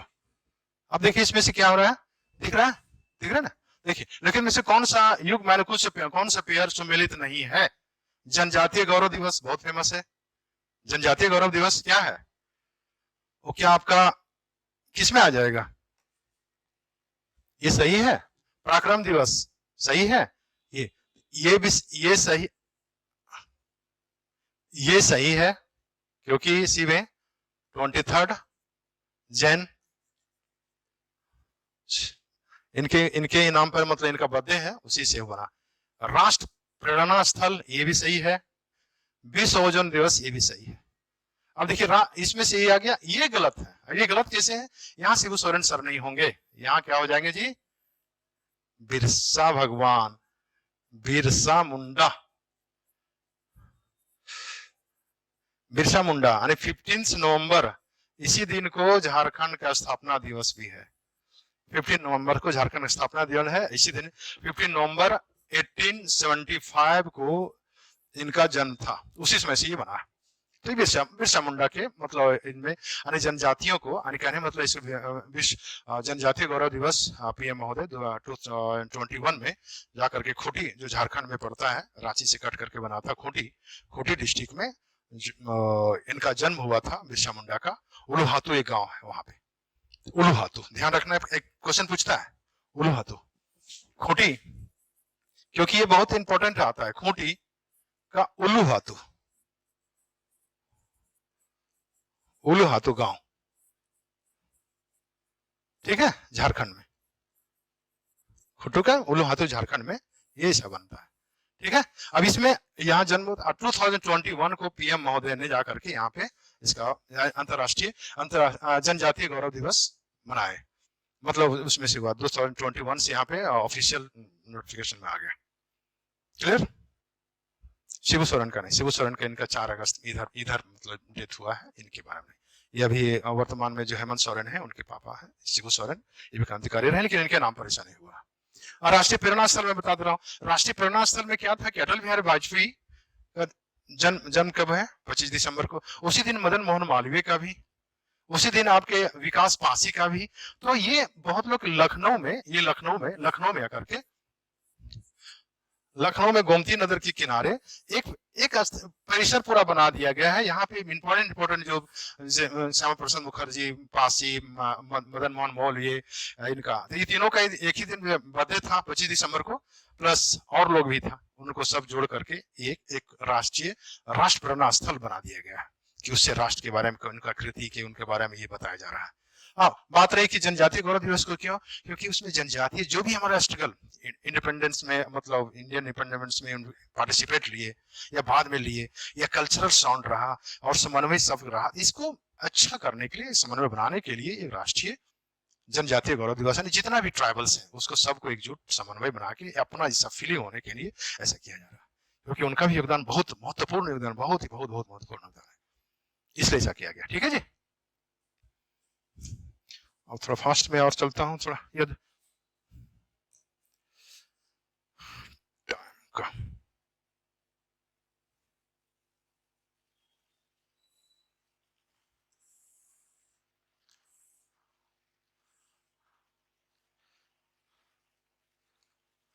अब देखिए क्वेश्चन आपका आ रहा है, देखिए मैं बहुत इंपॉर्टेंट क्वेश्चन लाया हूं। वीजी रामजी योजना 2025 के संबंध में से कौन से कथन गलत है? कौन सा कथन गलत है, यानी कौन सा ये गलत, कौन सा गलत है? तो 25 रोजगार की गारंटी ये सही है। मनरेगा का विस्तार, मनरेगा जो था पहले उसका विस्तार कर दिया गया है। ग्राम सभा को अधिक अधिकार दिया गया है, मतलब अधिक पावर दिया गया है ग्राम सभा को। और इसमें वी का अर्थ विकसित भारत, तो ये गलत है जी, ये नहीं होगा, विकसित नहीं है यहाँ पे, विकासशील नहीं है, विकसित भारत है ये, विकसित होगा, विकसित भारत है। ठीक है, ये होगा, यहाँ पे क्या हो गया, ये गलत हो गया। अब इसमें थोड़ा सा देखिए, वीजी राम जी मैं लिखूंगा नहीं, वी जी राम जी। अब इसमें ध्यान रखना, कभी कभी ये पूछ सकते हैं, तो विकसित Bharat, J for guarantee, R for रोजगार, ए फॉर आजीविका, M for mission, G for ग्रामीण, न कि शहरी, ग्रामीण एक्ट 2005 इसमें बनाया गया था। तो छोटा सा इसमें मैं थोड़ा सा इंटरलिंक कर दे रहा हूँ, इसमें और क्वेश्चन जैसे देखिए, सबसे पहले नरेगा हुआ था, नरेगा ध्यान में आ रहा होगा आपको। उसके बाद मनरेगा हुआ, मतलब एम महात्मा गांधी, मनरेगा, नरेगा हुआ, मनरेगा। अब जाकर के हो गया we ji Ram ji.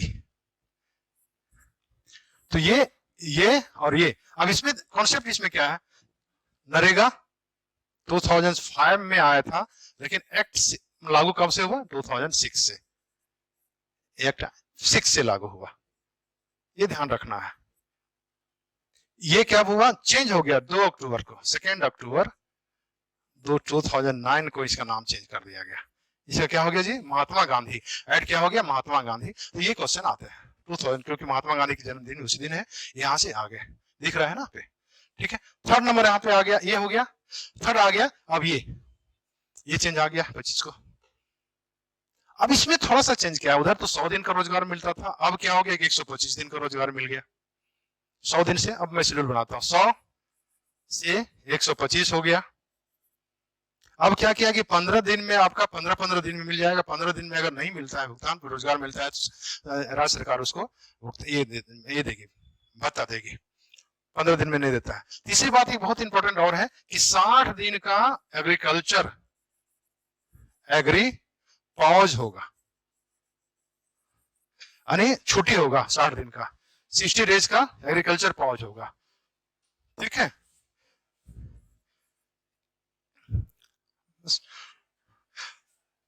Pause होगा। ठीक है, एग्रीकल्चर पॉज होगा। एग्रीकल्चर पॉज इसमें क्या आ रहा है कि 60 डेज का होगा, जिसमें कटाई या बुनाई का क्लियर हो जाएगा। ठीक है ना, कटाई और बुनाई का इसमें पहुंच जाएगा 60 डेज का, जिसमें कटाई होगा और से बुनाई होगा। इसके अलावा मतलब 365 में 60 को घटा दो, उसके अलावा फिर भी 125 दिन काम देना है। क्लियर, ये आपका इसका आ रहा है। इसमें आप देखिए डायरेक्ट बेनिफिट्स भी आ रहे हैं, डीबीटी का भी यूज हो रहा है। फिर जियो टैग, एक ध्यान रखना, geo tag, geo tagging, geo tagging. तो जियो टैगिंग क्या होता है, जैसे क्या होता था पहले लोग ना, एक तालाब मैं देख रहा था झारखंड में, एक डोभा योजना चला था, सब जगह ऐसा हो रहा होगा, डोभा योजना चला था। डोभा मतलब होता है तालाब, छोटा तालाब, जैसे इतना 20 बाई 30 फीट का बना दिया डोभा तालाब, मतलब पानी को कंजर्व करने के लिए रखा गया था। लेकिन उसमें क्या कर दिए कि एक ही डोभा को दिखा रहे सब जगह कि हाँ मैं बना दिया।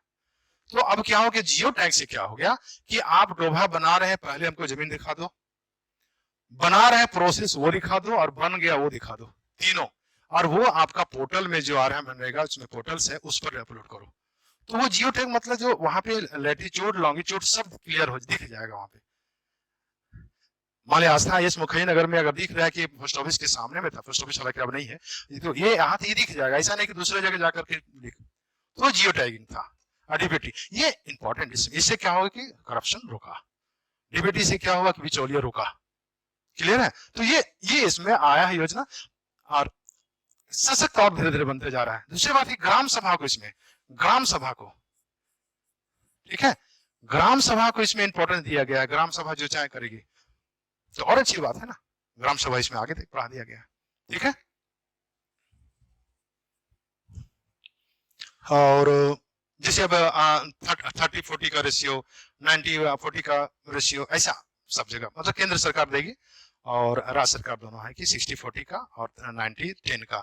तो जो दुर्गम क्षेत्र है या जो ऊपर का आपके आ रहे हैं पहाड़ी क्षेत्र है, उसमें 90-10 का होता है, इधर 60-40 का होता है, जबकि पहले ऐसा का कुछ कम था। ऐसी आ रही है। क्लियर? ऐसा कुछ अपने है। तो ये इससे किसी जो भी क्वेश्चन आ जाए तो आपको बना देना है। ये 60 डेज पॉज का ध्यान रखना। तो क्या होता था जिससे 60 डे पॉज रहेगा, क्या कॉन्सेप्ट है कि मान लीजिए मनरेगा में काम करेगा तो धान या गेहूं का जो कटाई फटाई रहता है उसमें तो मजदूर मिलेगा नहीं, तो फिर कॉस्ट इसका बढ़ जाएगा ना। ये सेंस करके लोग क्या हुआ कि कॉस्ट को कम करने के लिए 20 दिन छुट्टी रहेगा, पॉज रहेगा, जाइए अपना उधर भी काम कर लीजिए, उसके अलावा फिर 125 दिन आपको मिलेगा। ठीक है ना जी, ये आपका होलिस्टिक एक आ गया। नेक्स्ट है, फास्ट थोड़ा कर देता हूं इसको। आओ जाओ जी, आओ जाओ आ जाओ। कहने मतलब मैं इसको इसलिए बता रहा हूं, हर एक चीज का थोड़ा थोड़ा पॉइंट बता दे रहा हूं आपको कि क्लियर। अब ये पीवाईक्यू और पीवाईक्यू के साथ साथ पीवाईक्यू के साथ साथ पीवाईक्यू के साथ साथ करंट से भी जोड़ दे रहा हूं, और आपका एवरग्रीन टॉपिक्स ही सब, इससे क्वेश्चन आता ही आएगा ही, बिल्कुल आएगा। ठीक है ना। अब आ रहे हैं इसमें दिसंबर 2025 में भारत की कौन सी अमूर्त सांस्कृतिक विरासत, इंटेंजिबल कल्चरल हेरिटेज, यूनेस्को की सूची में शामिल की गई है। तो इंटेंजिबल कल्चरल हेरिटेज में देखिए, सबसे पहले यूनेस्को का फुल फॉर्म आपको ध्यान रखना होगा कि यूनाइटेड नेशन एजुकेशनल साइंटिफिक, ये देखना एजुकेशनल भी है, साइंटिफिक भी है और कल्चरल भी है, तीनों चीज याद रखना। ये तीनों कभी कभी पूछ देता है इसमें से, तो इसमें एजुकेशन से जुड़ा हुआ है, साइंटिफिक है और ये कल्चरल भी है। ये तीनों चीज को ये देखना, कभी कभी पूछ देता है इसमें दूसरा बदल देगा, तो ये आपको ध्यान रखना है। ठीक है, यूनेस्को का अब ये अब आ रहा है, अब इसमें शामिल किया गया है। तो सबसे लेटेस्ट में शामिल दिसंबर 25 बता रहा है, तो कौन हुआ? दीपावली, गरबा शामिल है, दुर्गा पूजा भी शामिल है, कुंभ मेला भी शामिल है। कुंभ आई थिंक 17 में शामिल है, ये अभी हुआ है। दुर्गा पूजा उसके पहले, गरबा उसके पहले। ठीक है, तो ये आपका आ जा सकता है। तो गरबा,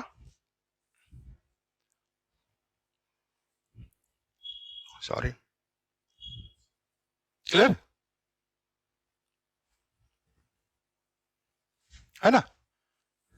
ये 21 में हुआ था, ये 23 में हुआ है, 21, 23, 17 और 21 में, 21, 23 और ये, तो ये सब इंटेंजिबल में आता है।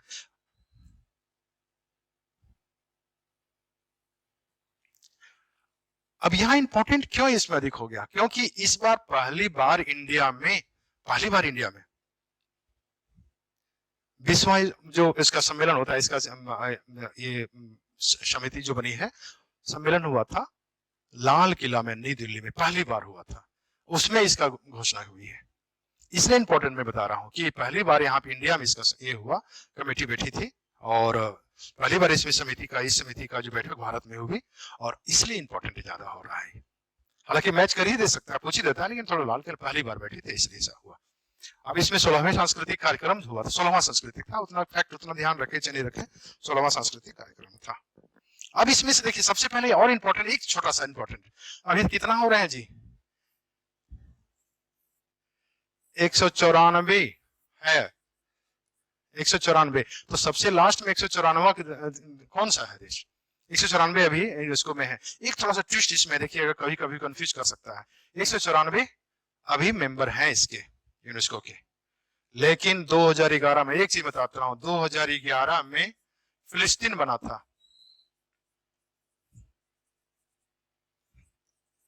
फिलिस्तीन बना था कि कौन सा, 195, ठीक है। तो 194 फिर 2023 में कैसे बन गई? 2023 में यूएसए बना है, यूएसए, ये फिर कैसे हो गया 95? देखिए क्या हुआ था, 2011 में फिलिस्तीन जब बना ना, 195 इसका मेंबर बनाया गया यूनाइटेड नेशन ऑफ, तो क्या हुआ कि इजराइल और यूएसए दोनों विड्रॉल कर लिए अपने आप को 2018 में, कि नहीं, उसका विरोध कर रहे थे, वो लोग हम विड्रॉल कर गए, गुस्सा करके निकल गए, 18 में निकल गए थे वो। तो देखिए कितना था, अब कॉन्सेप्ट समझने वाला चीज है। 195 था, उसमें से 2 माइनस कर गए, कौन? यूएसए और कौन सा? इजराइल। तो कितना हो गया? 193 हो गया ना, 193 मेंबर हुए। तो इसलिए अब 2000 जब 2000 में 3 में जब ऐड हुआ थी 194 हो गया, ये 195 में ही रहेगा। क्लियर है? तो बाद में होने के बाद, तो ये कहना मतलब ये चेंज होने का ऐसा कॉन्सेप्ट आ गया कि ऐसा नहीं कि कंफ्यूज नहीं करना है। कैसे 2023 में यूएसए बना है तो 194 हो गया, 2011 में ही फिलिस्तीन बना है तो ये हो गया, 11 में बना है तो आपका 195 कैसे हो गया? ये कॉन्सेप्ट था, मैं बताना ही चाह रहा था, ठीक है। यूनेस्को का स्थापना, यूनेस्को में कौन सा, आप देखना है कि यूनेस्को में कौन कौन से कल्चरल डिप्लोमेसी भी देखिए, इससे क्या हो गया, हमारा कल्चरल डिप्लोमेसी अच्छा हो गया, सब कुछ लास्ट में अभी, ठीक है ना, और ऐसा कुछ तो नहीं, ठीक है। ये मैं यही बताना चाह रहा था, इसका मेन मकसद ये था, ठीक है, सब लोग इसको देख लेना है। नेक्स्ट, चलो जी, अब हम लोग 3-4 क्वेश्चन मुझे लगता है और है, शॉर्ट है क्वेश्चन, ठीक है, 3-4 क्वेश्चन, 10 मिनट में हम लोग कंप्लीट कर देंगे इसको।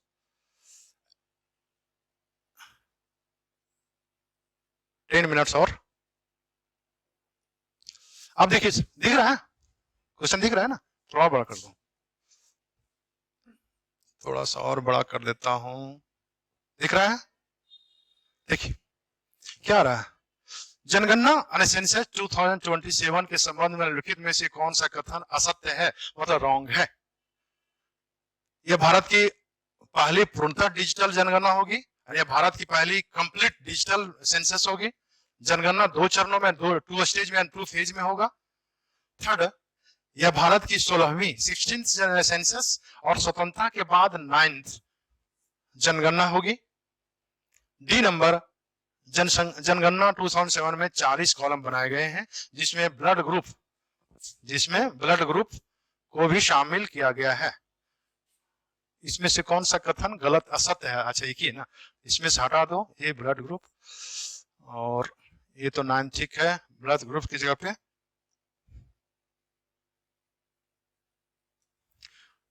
पे आप लिख दें इसका कोविड-19 प्लेस, वैक्सीनेशन प्लेस,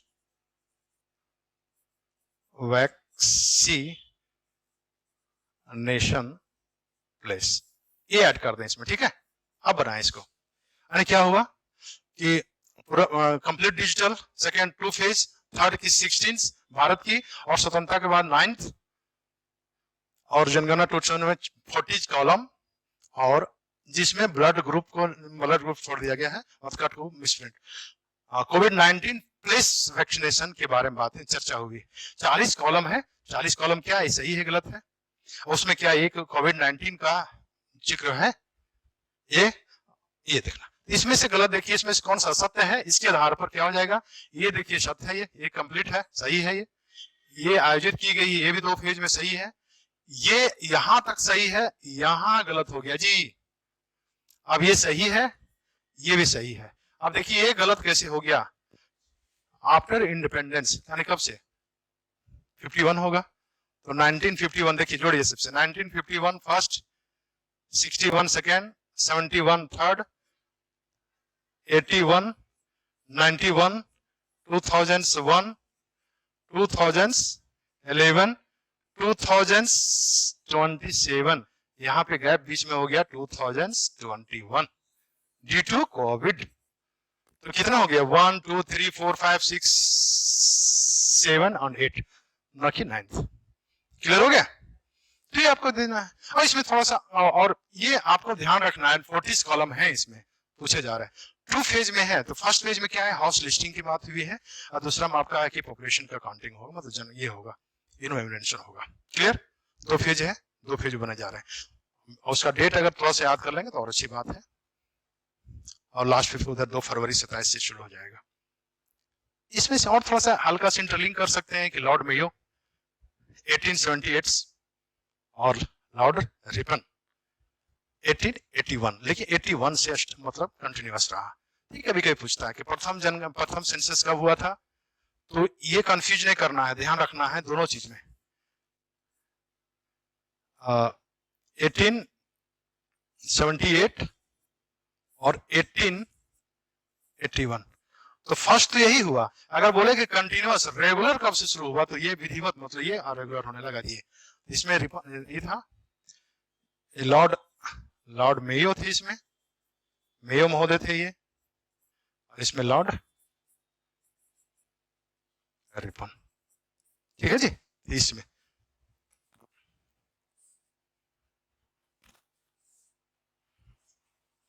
और तो ऐसा कुछ नहीं लग रहा है मुझे। ये इसमें आ गया, ये एक कॉन्सेप्ट इसे रखना है। तो यहां से शुरू हो गया, तो इसलिए यहाँ पे 9th ना होकर के 8th हो गया, और इसमें आ रहा है, इसमें आ गया। नेक्स्ट चलते हम लोग।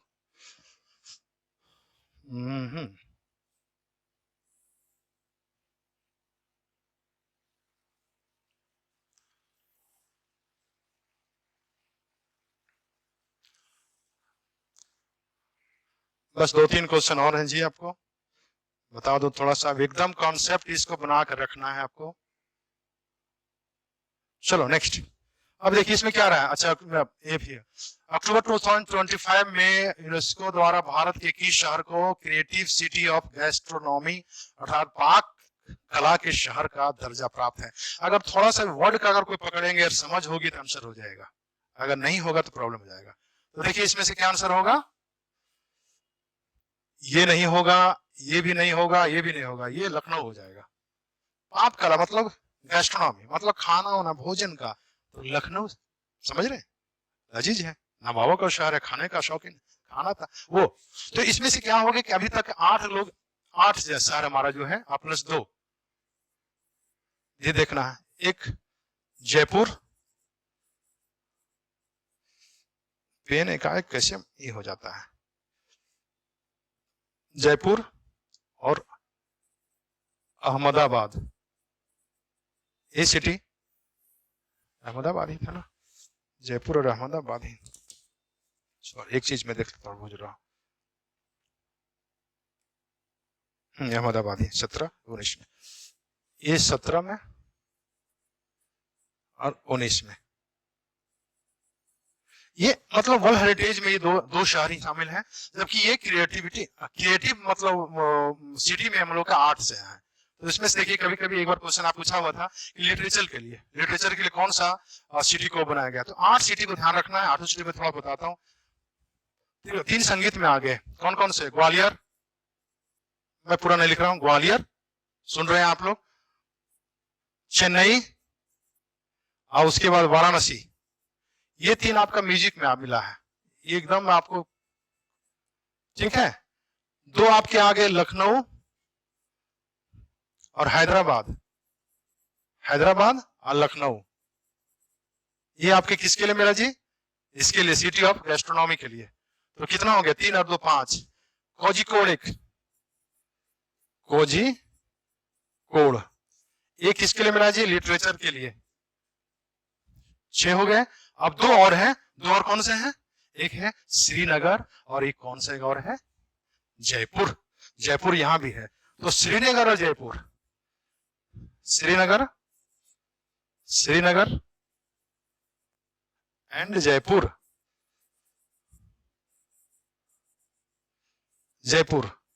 ये दोनों क्या है जी, क्राफ्ट एंड फोक आर्ट्स के लिए, ये 2 आ गए। तो क्लियर हो गए, तीन आपका देखिए ध्यान रखना है, ग्वालियर, ग्वालियर घराना है, चेन्नई का भी है, कौन सा है, कर्नाटक संगीत उधर ही है, आ रहा ना, संगीत से ही है। और वाराणसी, वाराणसी का वहां पे है। तीन यहाँ पे हो गया, एक कोझिकोड 4 और 2 आपका हैदराबाद। और हैदराबाद की बिरयानी भी बहुत फेमस है, तो खाना दोनों आ गया ना, अरे हैदराबाद भी आ गया जी अपन, और अपन लखनऊ भी आ गया। तो तीन आपका म्यूजिक, 2 खाना, फिर पहनने ओढ़ने कपड़े का 2, अब उसके बाद एक हो गया लिटरेचर। कितना अच्छा है, संगीत, लिटरेचर, खाना भी मिले, और क्या मिले जी, कपड़ा भी अच्छा अच्छा पहने, अच्छा अच्छा कल्चरल मिले, सॉन्ग फॉन्ग मिले। इंटरलिंक हो गया ना, इससे इंटरलिंक करना है, खाना, पहनना, और उसके बाद फिर आपका म्यूजिक सुनना, उसके बाद लिटरेचर का देखना। ये आपके कहने मतलब मैं इतना इसलिए बता दिया क्योंकि लखनऊ भी लेटेस्ट आ रहा था। क्लियर? चलिए अब जा रहे इसमें, नेक्स्ट 2 क्वेश्चन और हैं जी, 14 6 बस। मैं इसे लिंक कर दे रहा हूं सबको, आपको कोई प्रॉब्लम ना हो।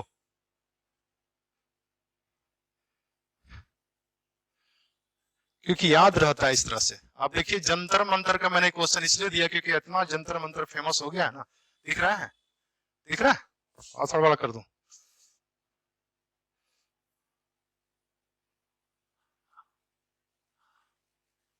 ठीक है। जंतर मंतर, देखिए जंतर मंतर पढ़ दे रहा हूं।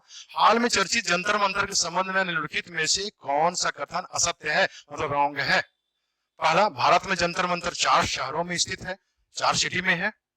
जंतर मंतर का निर्माण महाराजा सवाई जय सिंह द्वितीय ने सेकंड के ने करवाया था। थर्ड, दिल्ली का जंतर मंतर यमुना नदी के किनारे स्थित है। और फोर्थ, जंतर मंतर का उद्देश्य ऑब्जेक्टिविटी, खगोलीय वेधशाला, खगोलीय गणनाओं से संबंधित है, मतलब एस्ट्रोलॉजिकल, ठीक है, रिवर्सिटी के लिए। तो ये किसके लिए, कौन इस में कौन सा गलत असत्य है? देखिए ध्यान रखना है कि ये सही है, ये भी सही है। देखिए यमुना नदी के किनारे थोड़ा सा दूर, लेकिन किनारे ये सही है। जंतर मंतर महाराजा द्वितीय, ये भी है, कभी अगर खल सिर्फ रहता सिंह तो नहीं होता, द्वितीय है, सही है। ये जंतर मंतर 4 शहर में नहीं है जी, कितने शहर में है? 5 शहर में है। अब देखिए मैं बता रहा हूं 5 शहर, 5 शहर कौन कौन है? सबसे पहला आपका दिल्ली आ गया, दिल्ली, दिल्ली, अरे यार, दिल्ली,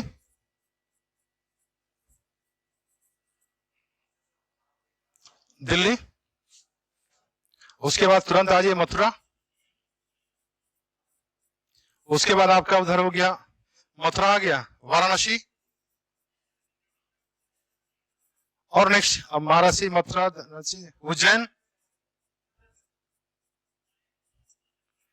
दिल्ली, मथुरा और जयपुर,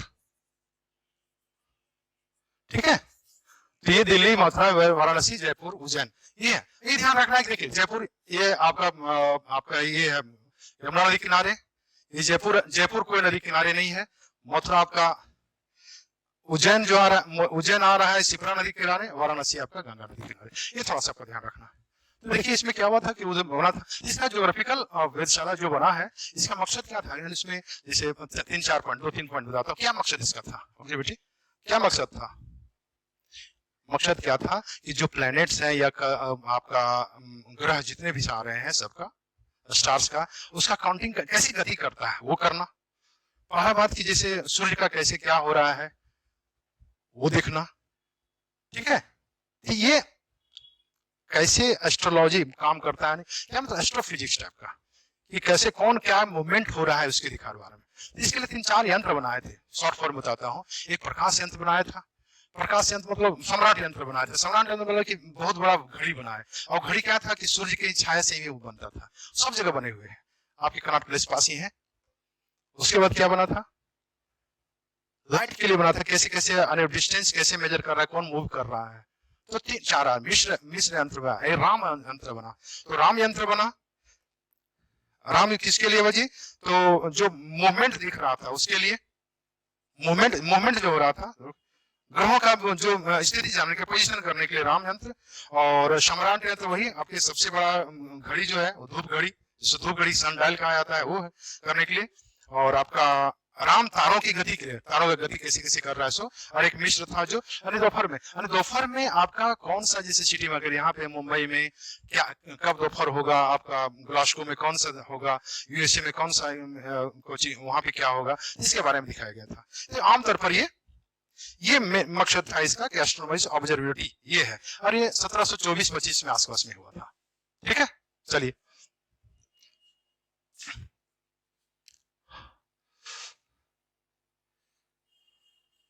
एक क्वेश्चन आपको अगर दिख गया तो अच्छी बात है, दिख जाए तो अच्छी बात है। तो पीछे होगा। अब नीति आयोग से थोड़ा सा, क्योंकि इंस्टीट्यूशंस में आ रहा था, इंस्टीट्यूशन में कि नीति आयोग कैसे काम करता है। नीति आयोग का फुल फॉर्म हम ध्यान रख लेंगे। नीति आयोग का भारत सरकार का थिंक टैंक है। इस कथनों से विचार कीजिए। एक लास्ट क्वेश्चन और है।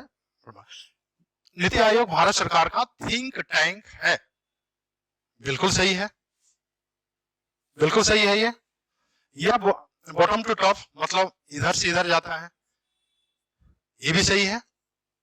यह नीति आयोग विभिन्न रिपोर्ट्स और सूचकांक जारी करता है, ये भी सही है। यह संवैधानिक निकाय है, ये गलत है, ये संवैधानिक नहीं है। ये क्या है जी? नॉन कॉन्स्टिट्यूशनल और नॉन स्टैट्यूटरी बॉडी है ये। ठीक है, ये नहीं है।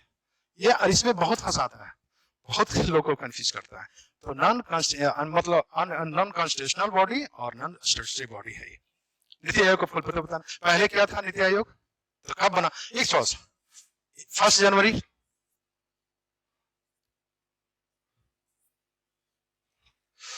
1 जन 2015 में, और ये 15 मार्च में था। ये 1950 में कब योजना आयोग था? 15 मार्च में, और ये नीति आयोग बन गया। ठीक है, ये ध्यान रख लेना है। कौन कौन से इसको पद बनते हैं सबको पता ही है। और थोड़ा इसमें क्या थिंक टैंक हो गया, ये हो गया। इसमें मतलब ये फंड जो होता है, योजना आयोग फंड रिलीज करती थी, इसमें फंड रिलीज नहीं होती। इसमें ये क्या है, कोऑपरेटिव फेडरलिज्म की बात करता है, संघवाद की बात करता है। इसमें सब लोग आपस में मिल काम करते हैं। उसमें एनडीसी का था, इसमें ये सीएम का शासी शासन चल, सब लोग सीएम मिल करके जितने भी लोग हैं पीएम के साथ मिलता है। फंड का रिलीज नहीं करता। वो बॉटम टू टॉप था, ये टॉप टू बॉटम है, मतलब बॉटम टू टॉप है ये। और वो ये आपका जो योजना आयोग था वो क्या था? टॉप टू बॉटम, ऊपर से नीचे धीरे धीरे जाता था, जबकि उसमें नहीं। अभी क्या है, नीचे से ऊपर बोल रहा है। थिंक टैंक है, सलाहकार सभी आपस में करता है, कोई प्रॉब्लम है, रिपोर्ट जारी करती है, कुछ भी चीज इसमें आ रहा है तो योजना मतलब नीति आयोग इसका ही कॉन्सेप्ट आया। ठीक है ना जी।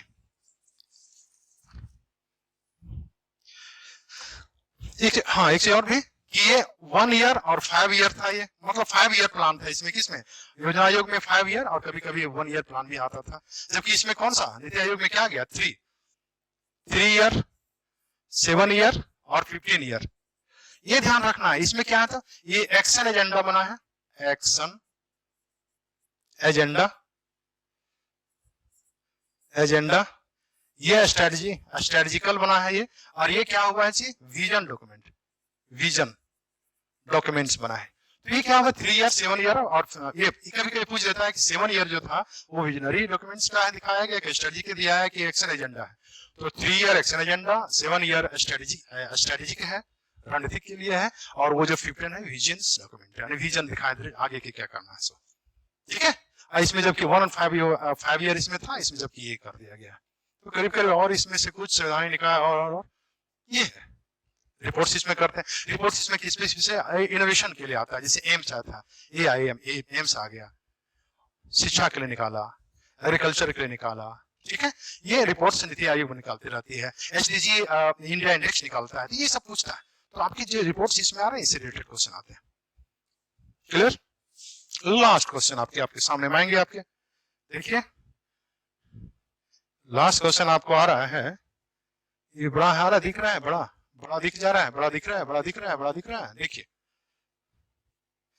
लास्ट क्वेश्चन क्या लिख रहा है जी? बिहार में मखाना के संबंध में लिखित कथनों पर विचार कीजिए। बिहार भारत के कुल मखाना उत्पादन का लगभग 85% उत्पादन करता है। ये मेंस में पूछ देता है कि मखाना का क्या उपयोगिता है, कहाँ क्षेत्र में क्या क्या होता है। ये मेंस में भी क्वेश्चन आते हैं, तो इंटरलिंक कर। 85% उत्पादन करता है। यह मखाना एक जलीय फसल है, मतलब जल तालाब में ही होता है ना, तालाब बड़े बड़े तालाब में होता है। मखाना का वानस्पतिक नाम ये है यूरेल रॉक्स है। हालांकि इसका नाम क्या है? फॉक्स नट होता है इसका। मखाना का इंग्लिश में मखाना, ऐसा नहीं कि आप लोग को मखाना का इसका रख लेंगे फॉक्स नट कहा जाता है। ठीक है, ये नेक्स्ट, मिथिला मखाना को जीआई टैग प्राप्त हुआ है। उपयुक्त कथनों में से कौन सा सही है? कौन सा सही है? तो क्या सही है जी इसमें? इसमें सब सही है, ये भी सही है, ये भी सही है, ये भी सही है और ये भी सही है, तो सब इसमें सही हो गया। क्लियर? तो मखाना के बारे में, ये दरभंगा के एरिया क्षेत्र में, उस एरिया में सबसे अधिक होता है, 85% होता है। दरभंगा एयरपोर्ट से सब जगह एक्सपोर्ट होने लगा। मिनरल्स इसमें पाए जाते हैं, सोडियम और फैट्स इसमें कम होता है। कहने मतलब सोडियम, सोडियम मतलब मैं बताऊं Na, और फैट बहुत कम होता है, जबकि इसमें मैग्नीशियम बहुत अधिक होता है, प्रोटीन होते हैं, कैल्शियम होता है, सन मतलब विटामिन डी भी आ जाए क्योंकि उसमें आ जाए, ये सब अधिक पाए जाते हैं। तो कहने मतलब ये कि ये लास्ट पॉइंट मेरा क्वेश्चन बन गया। इस तरह से मैं जो टॉपिक बताया था कि एक एक टॉपिक का जो PYQ और प्लस एवरग्रीन टॉपिक्स। अब देखिए, अब मैं क्या करूंगा, ये मैं एक तरह से इसको हॉलिस्टिक बता दिया, सबको कहाँ सोचता है। अब मैं कोई एक या दो टॉपिक से बताऊंगा, पूरा कंप्लीट उसको बता दूंगा।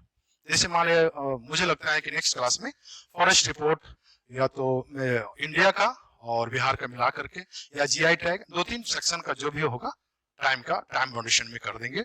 उससे क्या होगी, एक भी क्वेश्चन आपका उससे छूटे नहीं। छोटे छोटे क्वेश्चन, बहुत टेक्निकल चीज जैसे कैसे याद किया जाए इसके बारे में बता देंगे। उसमें PYQ का भी रोल रहेगा। एवरग्रीन टॉपिक जो है वो एवरग्रीन टॉपिक है ही, और साथ में करंट से रिलेटेड क्वेश्चन रहेंगे। ठीक है, तो इस तरह से आप लोग अच्छे से समझ करके करें। मैं बार बार बोल रहा हूं कि ये बीपीएससी का गोल्डन एरा 70 के बाद आया है, और इसे जाना ना दें।